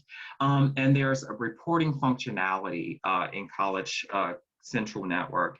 And so I'm going to quickly, if I can, Jimmy, reshare my screen one more time. And I think that this is a tool that is valuable. So you can run a report on it says job seekers, but this would be your WBL students. You can do it by semester and by year, and also by major. And you also can run a report for your employers. So for me, we had a successful internship fair yesterday. I came in here and I ran a report. What employers have I worked with in the past that I would like to invite to this career fair? And you also, when you come to manage experiential learning agreements, once you choose your program, you can choose a semester and you can see what students you don't have to specify a program, but you could see what applications have come in that don't have a workflow, which ones are on hold, and then you could look at those individual applications and see if you need to resend the email or call the employer. You can see which ones are in process, which ones are complete, and which ones are finalized. So the goal is to get all of them to finalize. Does you have another question? Yes. In the chat box, Felicia says, how do you handle student registration in relation to the module? So student registration is handled as we're getting towards registration for a normal semester. Students go ahead and register. We have an in-person orientation always on the second day of class, so there's that predictability for students and faculty advisors. And they come to an in-person orientation. I walk them through College Central Network, and in that session, we complete the experiential learning application. And so that way we're already starting the semester off with students having their information in, and it's working with the student and their employer to make sure that we get to finalize within the first 2 weeks. And so I don't use College Central Network as a part of that registration. I use it once students are registered, then we use College Central Network. Thank you for that. And the last feature that I am going to share is you can use College Central Network to communicate. So you can, again, narrow down what you need. You can communicate with students in a particular major. You can communicate with employers or just students. And you can send messages and request documents to be sent. So again, if you wanted to have students upload their midterm evaluation and have everything in College Central Network versus your LMS or in OneDrive or Google Drive, you are certainly free and able to do that with this functionality. Let's see. Okay. Perfect. And I know we had one question about Cognito Forms, and I know we have new people in our association, so I'm quickly going to share my screen. And so this is what Cognito Forms looks like. And this is what we use for students to submit their timesheets. They can sign with their cursor, their employer can as well, and they can submit. And this creates a PDF that goes to faculty that they can upload to Google Drive, an internal drive, or OneDrive, or whatever system that you, again, think is best for your college campus. Well, thank you, James. I know we're coming close to the break, so any final remarks, questions from anyone about this? And let me remind you, this is recorded, so this is my second time listening to James talk about this, and I still don't have everything in my brain. So fortunately, this is recorded. You can pause, listen to each section and kind of check it out if you have College Central Network step by step. So don't get flustered if you didn't get it all, during this presentation. That was not the intention. It's recorded, and we'll have it provided on our website as soon as we're able to finish edits and post it. And if there's a strong interest, and please do put it in the chat, I'm more than happy to schedule another Zoom, and so we can all work through this because it's important as an association that we're moving forward together. And I think nudging towards normalcy is that paper is not a reliable option for us. And so I'm more than happy to do that. I know I've talked quickly. It showed a lot of features, but I just want to be respectful of our time this morning.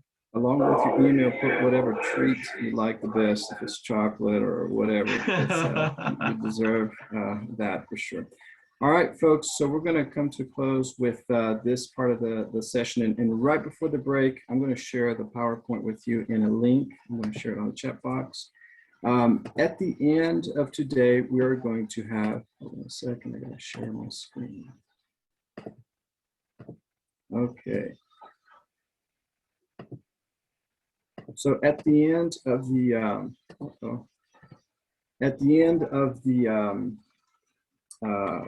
mini conference today, we're going to have a compliance roundtable discussion about compliance questions. So what we're going to do, we're going to go ahead and fill out some of the questions that are coming up in your brain.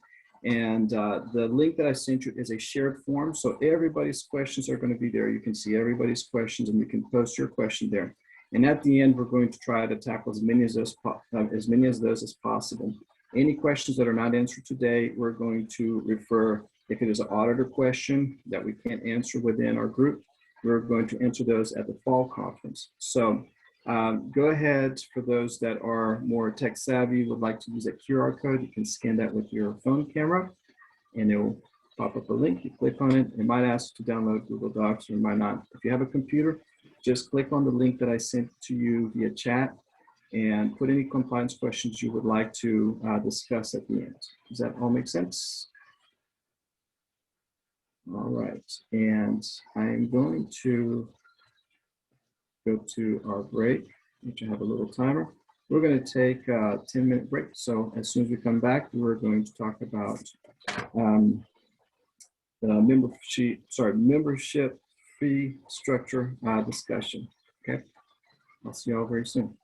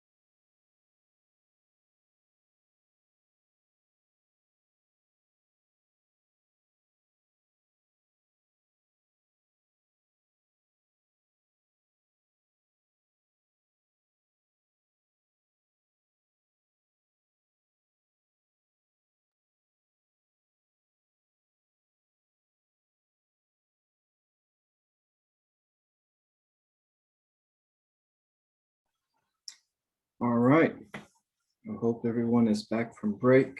Can everybody hear me okay? Yes. Thumbs up. There you go. Thank you. All right. So the next thing we're going to discuss, and by the way, I forgot to introduce myself at the beginning. I'm Jimmy Griffith. I work for Caldwell Community College and currently the Vice President of the North Carolina Work-Based Learning Association. And having the pleasure to work with a fabulous board that put a lot of time and energy to really think outside the box on what we could provide to you all today and of course in the future as well. So the next discussion that we're going to have is a membership fee structure. So currently, I'm going to show a couple of things just to kind of explain what the thinking process was. What started this discussion was at the fall conference, we talked about how our community colleges would pay for organizational memberships. However, that was very limited because our organizational membership right now is limited to only 2 people. However, our Constitution does allow, and you'll see the highlighted area there at the bottom where it says B. And again, our Constitution and bylaws are all available on our website. You got to sign in and go to the membership area. So if you have not been to our website yet, hopefully you have seen that it is a new website, updated. Kathy Frederick did a great job spearheading those efforts. So it is www.ncwbla.org. If one of our board members could post that on the chat box, that'd be great. And our password, it is all caps, NCWBLA, and then the #1. Okay, so number 1. So if somebody could post that, that would be great as well. So as I was saying, our Constitution allows us have organizational memberships of 2 or more individuals. However, how we price things, we only have for 2 individuals. So we think that we would like to expand. Some colleges have multiple folks that work with WBL, but they don't sign up for the membership to, come to the conferences and all the great stuff that we do here. So we would like to have a membership fee structure proposal to change, to expand the types of organizational memberships that we'll have. So I'm going to go to the next slide. You can see here, so our current fee structure is that we have the individual, which is $25, and then we have an organizational, which is 2 people for $40. What we're trying to propose is to actually expand, still have the individual for $25, but have an organizational membership, which will be bronze, 2 people, $40, silver, 4 people, $75, and gold, 6 people for $100. And that way we can have, we don't have to wrestle with our colleges to cover those expenses. I know even my college, me being the vice president, they did not want to cover beyond the organizational, which is 2, and we have 3 members that are actually part of this, because again, they don't see why we should apply many memberships. So this, in a way, kind of, it's a nice package that they can just do one time and cover multiple members, and we can invite more people, not just the folks that do the administrative part of it, but also the instructors that also are WBL, work with WBL, but are not members of the association. Does that make sense, everyone? Give a thumbs up. All right, I can only see a couple of faces here. All right, so what we want to do, and James, if you don't mind sharing the link, there you go. And what the link does is that first we have to do a motion to approve the proposal. And again, the proposal, going back, is to change the membership fee structure to that what you see there in gold. Okay, I'm going to let you look at that for a little bit. So does anyone want to make a motion to approve?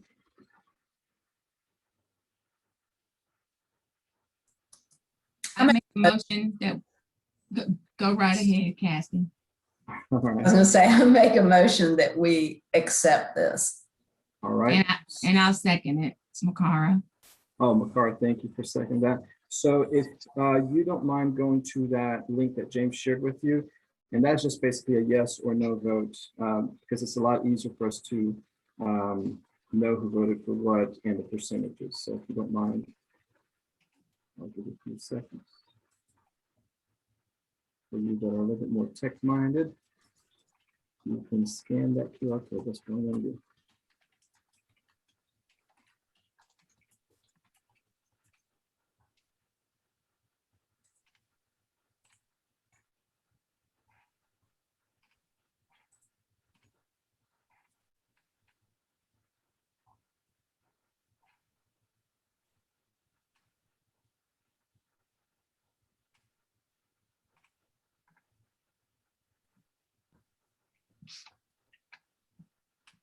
All right.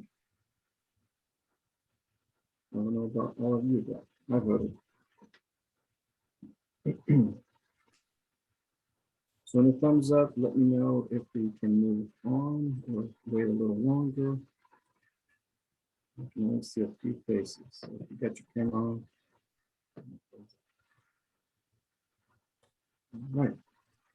So the link will still be in the chat box. So if you've not had the chance yet to go there and vote, you still can do that by clicking on that. Okay. We have a lot of interactive stuff today. So we're voting. We are sharing our opinion about things. This is one of the things that we are trying to do with this digital, this all virtual type of conference, is to have, we want your feedback, and sometimes things get buried in the chat box.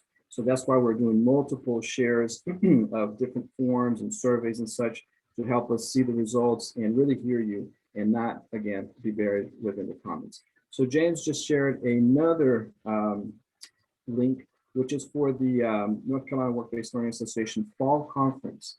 And this is just to see what type of sessions you would like to see, if you would like to present, or if you have someone or an organization in mind that would be a good presenter for our fall conference, that we would like to know who those folks are and how to get in touch with them if you have that information. If not, we can search them and get in contact. So again, James shared the link with you on the chat box, so click on that, give us your opinions. And right now we have the save the date, which is November 3rd through 5th, and location is to be decided.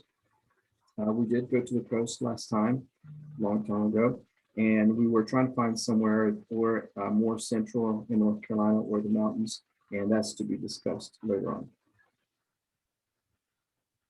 And give you a little bit of time. And by the way, we want to share this with everybody, but via email afterwards, because this is not just for folks that are attending the conference right now. We would like to hear feedback from all of our members. And Jimmy, I think it's also important to note that in that fall conference survey, we're asking you all as the membership, your thoughts about a fall conference, about being in person or virtual. And again, as Jimmy is saying, this is one of the many ways that we are working to make sure that we are honoring our commitment to you as our members, and that we're getting that engagement and that real-time feedback from you. And so we'd love to get your feedback on that as well. Thank you, James. That's very correct. All the information there is extremely important for us, so don't skip anything. I think we made everything required, so that's good. All right. I'm going to move on to the next. So we have award nominations coming up. We have a deadline of October 8th, and we would like to first tell you what the nominations with the different categories are, so that you can think about who you would like to nominate. So we have the Outstanding Employer Award. So we had a great candidates last time. And so if you think that there is an employer that really stands out for whatever reason, maybe the uniqueness or how engaged they are with your college, really trying to get those students and bring them to where they, bring their potential, their full potential out, or whatever it is, please nominate an outstanding employer. And also we have the William D. Weston Award, which is for Outstanding WL Student of the Year. And again, we have multiple students that sometimes they face aversion, that they do a really, really good job, or they really come out of their shell and again, exceed at their job. We also have the John A. Young Award, which is for Outstanding NCWBLA Member of the Year. So again, this is where we get to recognize our colleagues, because again, a lot of us are there in the trenches and does not always get the recognition. So please recognize your fellow colleagues. So again, the deadline is going to be Friday the 8th. And if you would like to nominate anyone, please email Kathy Frederick. and the email is there. Someone, if you don't mind sharing this on the chat box too, so when I change the slides, I would not want people to miss out on how to send a nomination. And we have more information on the website, and we'll send you a form on the nomination once you email Kathy that you're interested. All right. Okay, so this is very, very important. So we have, of course, the board members for the association, but we also need members to be part of our committees. Our committees are very important because we cannot resolve all of the things that come up and come up with all the ideas. We need actually your help, and we would welcome your help. So the best way to do this would be to be part of our committees. So this is just a quick summary of all of our committees. And again, this is on our website as well.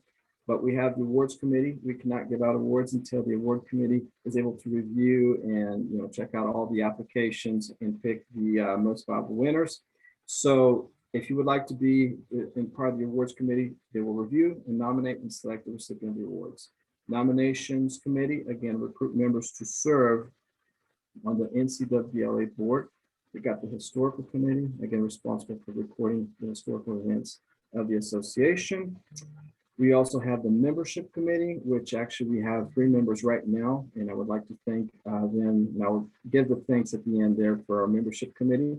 So they're responsible for the association membership and designing the annual NCWBL membership directory.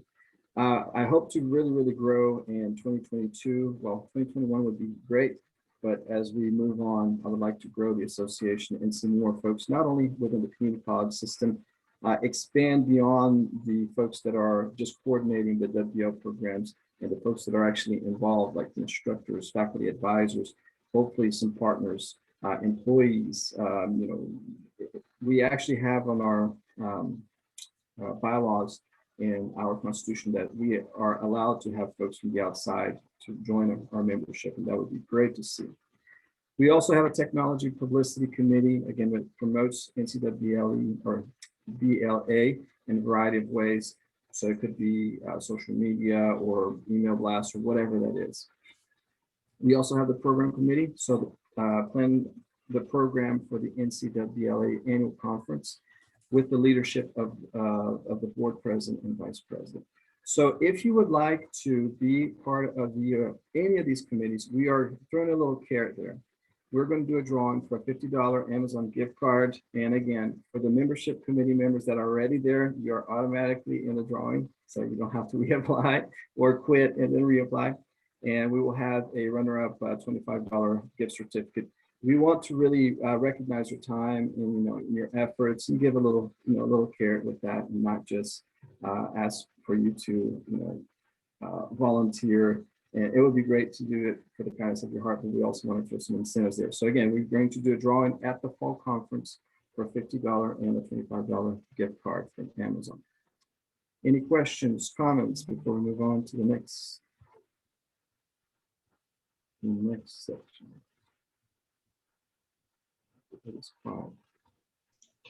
And the form has been added to the chat for those who are interested in signing up to participate on any of these committees. Thank you, James. And I'm just going to quickly echo what Jimmy said. We really need everyone's support of the organization to keep us moving forward. We've done a lot in these past months and in the past year to really help revitalize our organization. So if you know someone who should be a member who isn't, we're going to ask you to reach out on your own to get them to join, and please step up and help out. We'd really appreciate it. Very true. So again, we actually have a lot of interaction amongst each other. We consult each other. So you're not alone on this. You don't have to come up with all the ideas, but we would love your input and to brainstorm, because again, we live in very different times, and anything that you have that could move us forward, we would appreciate your contributions. All right, so moving on. So the second session that we're going to have is a compliance discussion roundtable. Hopefully you had a chance to put some compliance related questions on the shared document. And if you have not, you can, I'll just put it out there that you can ask any questions that you would like. And we have Sherry who's going to moderate. But first, I need to remind you that we have some ground rules just to, again, make sure that we're the most respectful as possible. So again, so mute your microphones to reduce background noise unless you're speaking. You can use the raise your hand feature. If you look at, let's see here, at the bottom of your screen, you should see a little, is this one with a smiley face with a little plus sign? Let's do that. You can actually raise your hand that way. So please do not interrupt the individual who's speaking. Respect the thoughts and opinions of other members. And if your question, if we cannot answer that question today, of course, like I said before, we're going to carry it over to the fall conference and have an auditor answer those questions. However, most importantly, always refer back to Section 20. Some of the things we're going to talk about today, it might be gray areas, but Section 20 is what goes. That's the law of the land. So make sure to always refer back to Section 20. All right. Okay, so I'm going to unshare so that we can see our lovely members. If you want to turn your camera on, especially if you have questions. Let's see, Sherry, do you see the questions? Sure. Hi, I'll just introduce myself real quick. I'm Sherry Ursick, and I am the Work-Based Learning Coordinator at Lenore Community College, and I also serve as Treasurer for the NCWBLA. So thank you all for your membership. And we'll get started with our questions. Our first question asks, we have found that the electronic system we use tends to date the documents later than they should be. How strict are the auditors on the date? Anyone with experience that would like to answer that question? And just a reminder, this is open to everyone and anyone that is here on the call. This is not just for board members. Hi, so I'll address that question from my experience. I have found that the auditors are very strict on employers signing the date. So at Alamance Community College, our registrar has requested that I do not submit booklets that don't have the proper date because of experiences in the past in audit findings on those things. And so it's very, very important to get those dates.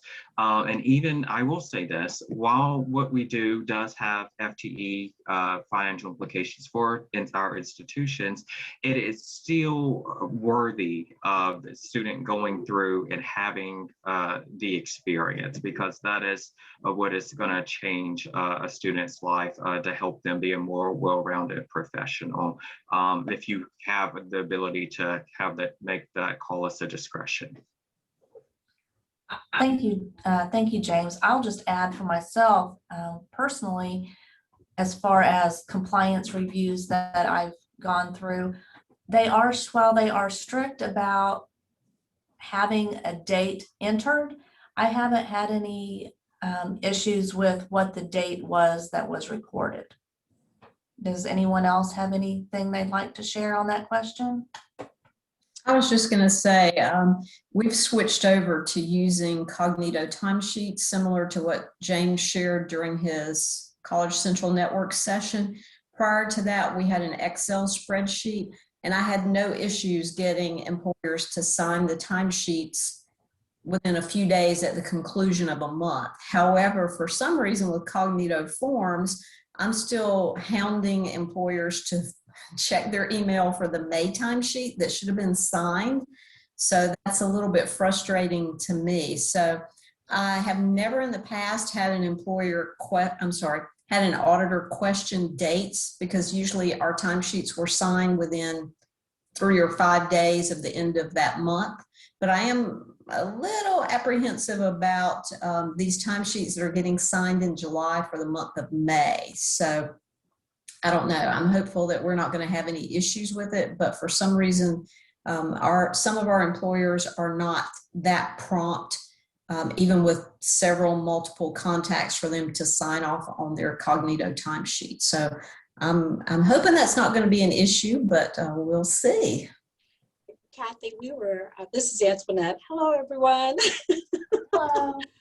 I was mentioning, we were just audited earlier this year, and I had some of those same issues with signing where the employer signed them like maybe a few weeks later after, some even a month later. And what the compliance officer told us is as long as it's signed after the hours were completed, that they did not have an issue with that. So we did not have any type of findings or anything with the timesheets.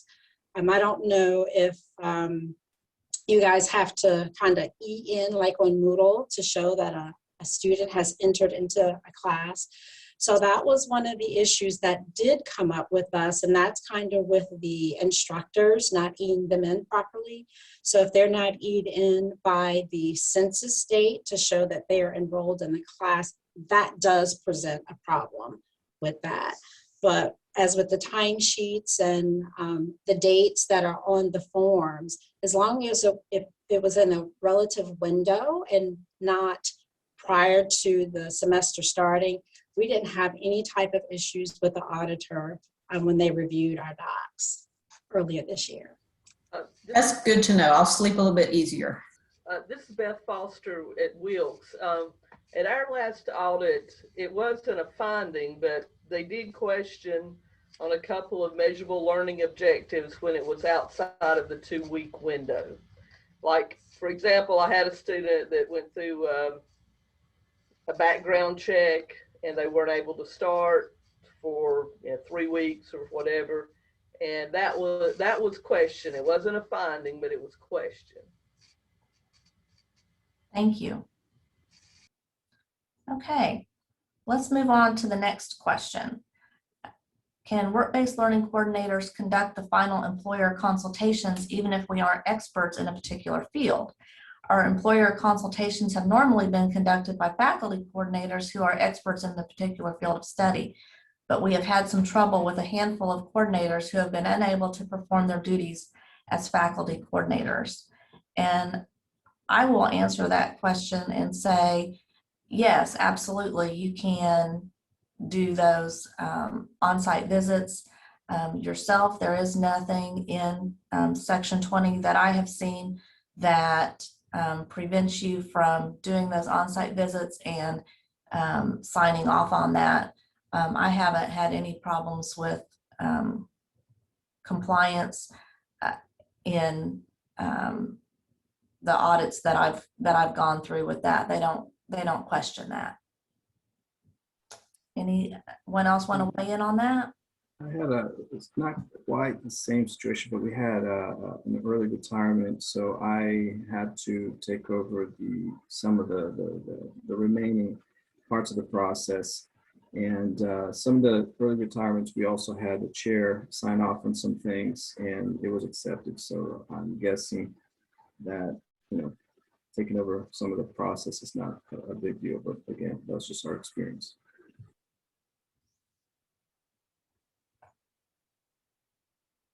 Anybody else want to weigh in on that, Makara? And just to add some insurance on that, I am the coordinator, so I coordinate everything with the employers. I do all of the visits, and I'm not an expert in IT or automotive technology. And I always tell the employers that too, that I'm leaning really heavily on them to provide me with that information because I'm an educator. That's my background, that's my field. And so, but I also use that as a learning moment. So I'm learning about IT, I'm learning about automotive systems. So just for reassurance purposes, as Sherry said and Jimmy said, yes, it does not have to be the chair of the department or the faculty coordinator. Well, it doesn't have to be an expert in the field. I will say that. So yes. And then there was also a time, kind of like with Jimmy, that I was out of the office as a faculty coordinator, and I was able to have someone else kind of step into that role while I was away. So yes.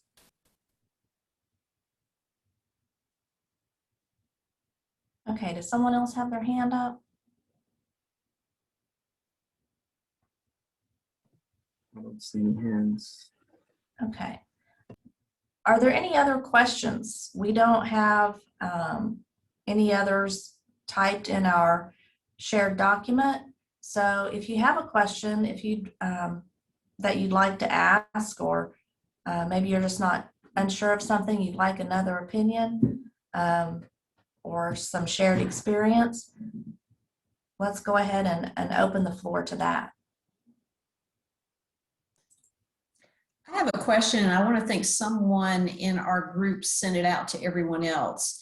If a student owns his or her own business, let's say a student owns a bookkeeping business and they're an accounting major and they want to participate in work-based learning, they're the owner of their own business, so they don't have a supervisor that they or he or she reports to. If the student wants to participate in work-based learning, who would be the individual who would sign off on timesheets, and who would be the individual who would conduct a midterm and final evaluation of the student's work? That's a complicated question. It is. I need a good answer before the fall semester. Well, in that case, I think that we email Tammy at the system office and ask for guidance on that. Does anyone have any experience with anything like that? Does anyone have a student who's owned his or her own business? I thought I was going to have that this summer, and I thought somebody else was going to have that. Yes. I sent Frank Scaletti an email to try to get some guidance on that. And what did he say? Just for this group, it was not clear.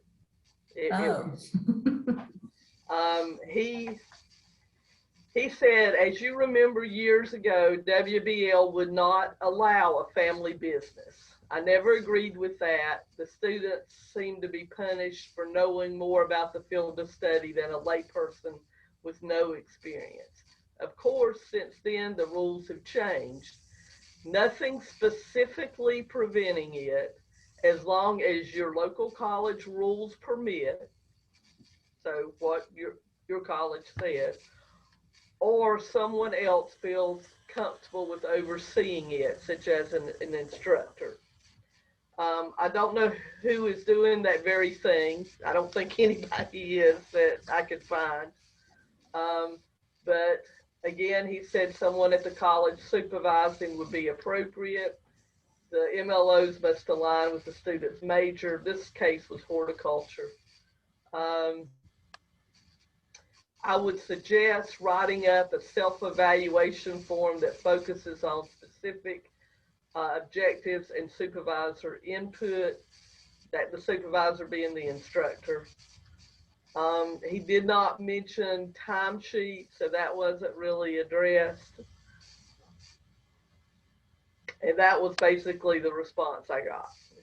So I still didn't know how to do it after that conversation, other than he felt like it could be done, but then there would be the auditor questions, as you said, like with the timesheet and things like that. And I see somebody said, could they choose a mentor in the field to supervise them? I approached some of our instructors in our accounting department, and they felt very comfortable serving as a mentor for the student, but they did not want to sign off on timesheets because they said, I don't have any way to know whether this individual is actually working the hours they put down. I would just have to take it on faith, and I'd prefer not to sign off on that. So that's my challenge right now, is there's no one who is going to sign off because they can't verify that this individual has worked these hours. So that's my dilemma right now. Yeah, I wasn't sure how to do it either. He did put a note in here to include this correspondence in the file, but like I said, I ended up not having to do it. I found someone else in the business to, quote, supervise this individual, even though he technically is not the, I just made it work a different way. Sure. Sometimes we have to do that. We have to get creative and make it work a different way. Are there any other questions? Yeah, a few hands raised. I'm sorry. I just wanted to offer something that might be helpful, Kathy. I think there are a couple other hands. I know Debbie has her hand up and Antoinette did too. Maybe thinking about it, since the person will not be reporting to anyone for their business, what I would think about, especially in accounting and bookkeeping, that maybe there's a particular client that they are working with that they have to bill. You know, they typically work on, you know, hourly, and then they have to bill that client. And maybe there's a way that the clients that they're working on a particular project can, the hours and the time that they are billed, they can somehow transpose that to the timesheet that you're using for work-based learning. That could be an option.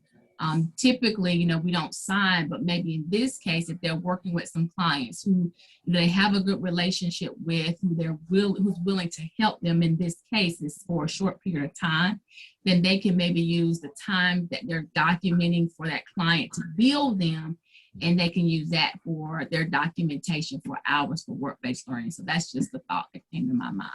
That's a good suggestion. I'll certainly run it by Tammy to see if she'd agree to that. Okay, thank you, Makara. Debbie? Yeah, I was just going to say we had a somewhat similar situation at AD Tech in our construction field, because that happens a lot actually. And I had a young woman who was starting her own company and had a contract to build a duplex, but she was the boss, the crew leader, the whole 9 yards. And we couldn't figure out who was going to sign her timesheets and how that was going to work with her MLOs and the whole 9 yards. I didn't get very clear clarification, but as James stated earlier, it was going to be about the experience if in the end we didn't, you know, couldn't get the credit. But her father actually owns a construction company as well, and he was allowed to sign off. Even though very separate companies, it was allowed. That file was audited. So, and he's obviously a family member, but that was allowed. And now we had photographs all along the way of everything that was completed. And anytime there was a signature from anyone, you know, from the county, city, whatever, we had that as well. But it was accepted. So her dad was the signatory, even though he was not really the immediate supervisor. She was on her own. Oh, thank you. That's great information. Okay. Does anyone have another question they would like to ask?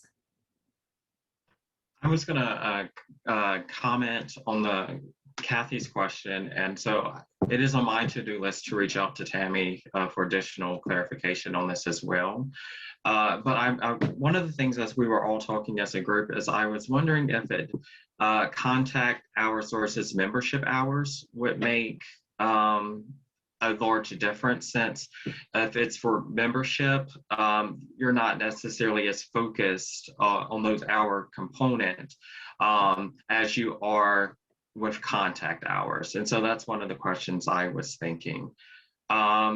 And then the question I do have is, has anyone had experience with sharing like a flash drive or something with the auditors? Again, as we're all looking to move away from paper, does anyone have any thoughts on that?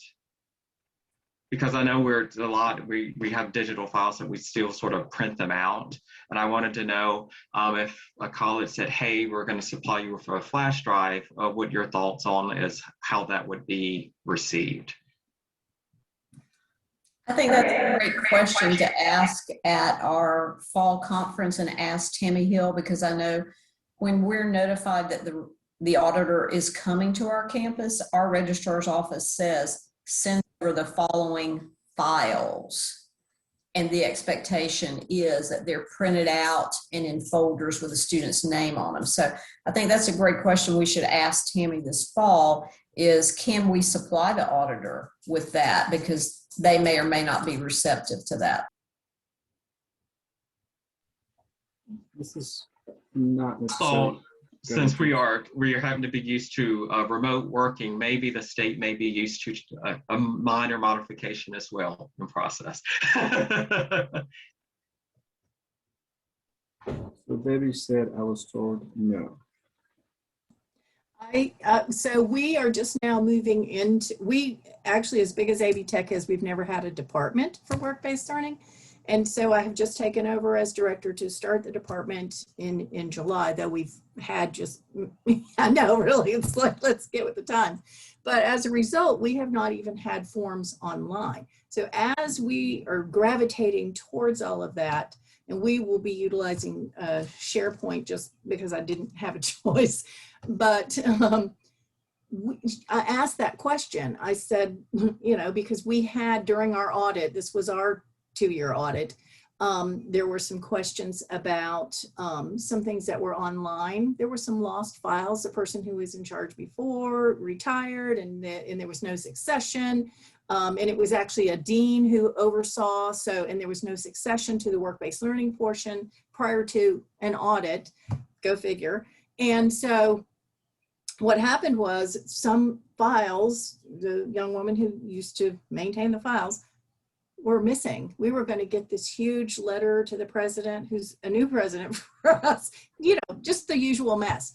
Anyway, the auditor, we were able to capture, had some of the stuff digitally from at least our culinary program. She did accept that, but she was not, that's not her protocol. I said, as we move forward with, you know, putting everything online, how is that going to work, especially since we have to upload timesheets, blah, blah, blah. And she said, when you find out who's going to be audited, you can print. So, you know, they're still not moving forward, I think, at the pace that would work for us with automating everything. Thank you for sharing that. Anyone else? I just want to say that when we were audited, the main thing that we were looking at was we had a couple of things. One was we had a program of study that have removed the WL112 out of their program of study. But when they audited, this was like 2 years ago, but they audit that now. So they say, well, it's not a program of study, so you can't offer this program. So we had to print the old program of study to show, hey, it was there at the time of the WL. So she said, all right, we're good to go. And another thing that she hit hard on was on the start date, entry date, because some of the WL does not start, but beyond the census date. So as long as they do the orientation within those 2 weeks, and you can show that, you can prove that. In our case, we actually do a Moodle orientation. So we have a lot of quizzes and questions, you know, what did you just read about such and such? Can we do this? Yes, no. So by providing that analytics, we were able to say, hey, this person enter this date, which again, usually in the first few days of classes starting of the semester. So that was so vital, because if you went on timesheets, it's all over the place. Some of them don't even have employment yet, you know, within the census date. Thank you, Jimmy. Anyone else? Or is there another question? Okay. Well, I think that wraps us up. Thank you, Sherry. Just want to remind you that we are here as an organization, even beyond the conferences. So if you have any questions, you can email the board members or other members. And if you don't have contact information of other members, we can actually blast it out for you. And we would like to hear those conversations, those questions and answers as well. So again, don't keep it to yourself, neither the questions, or if you get an answer, you know, please share with us, because we would like to know. Okay, we're an association for a reason, and we have more strength with our members being united. All right, so the last thing is our thank yous, and we have a post-conference survey that we will send to you on the chat box while I am trying to share a document with you. One second. Okay. There we go.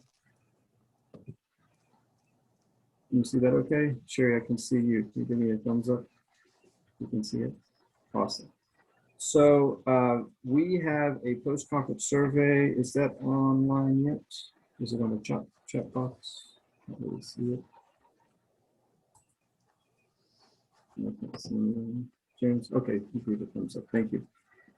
And that post-conference survey is so important for us to know how we did and things that we could do to improve. So if you don't mind taking that post-conference survey, you don't have to take it now, but go ahead and click on the link So at least you have it in your computer before you sign off. And while you're looking at that, I would like to say thank you for a lot of folks that have helped. So first of all, thank you for the board members, for the NCWBLA board members. We have our president, Jeanette Nunnery, Kathy Frederick, the past president. We have here Sherry, who's our Sherry Ersick, who's our treasurer. We have Linda Sibbles, who's our secretary, and directors at large, Joy Morrow and James Carter. I would like to thank, of course, Dr. Walden for doing the keynote, which I think was very revealing. We live in crazy times with changing information, so it's good to kind of see what his view is of not only the analysis of what happened, but also how is that affecting how we're going to move on. I would like to also thank James Carter for his presentation on College Central Network. Again, it's recorded, so please go back and watch it when you have College Central Network open and follow the steps. I would like to also thank you, the NCWBLA Membership Committee, who is Lynette Mims, Hanif Miller, and Keisha Springs. They already jumped on board as volunteers of committees, so they get a special kudos from me, and hopefully we'll have other people joining and doing the same thing as they did. I would like to thank Joy Morrow, who's one of our directors at large in Gaston Community College, for hosting this Zoom conference. We're actually using their Zoom account and their expertise, so I appreciate that. I want to thank Rachel Hyatt from Surrey Community College for sharing the enology and viticulture video. I would love to see more programs featured at the fall conference, because a lot of you have very interesting programs that I would love to feature in the fall conference. So please share that with us. I'd like to also thank Kathy Carl from Cord, who's our person who updates our website and puts all the content that we ask her to share. And for all the new design, she actually helped us with that. I would like to, of course, encourage all of you to check our website for any updates about the fall conference. As they become available, we will be updating the website. So save the date, November 3rd through 5th of 2021. We'll tell you more about locations and such. Sign up for committees. Please fill out the survey. And if anyone has any other comments, questions, or anything like that, we'll stay on the call. For everyone else, thanks so much for coming today, and we'll see you soon.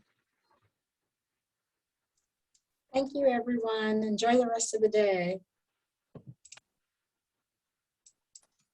Great to see you all. Look forward to seeing you this fall, and Yes. it'll be in person. Yay. Fingers crossed.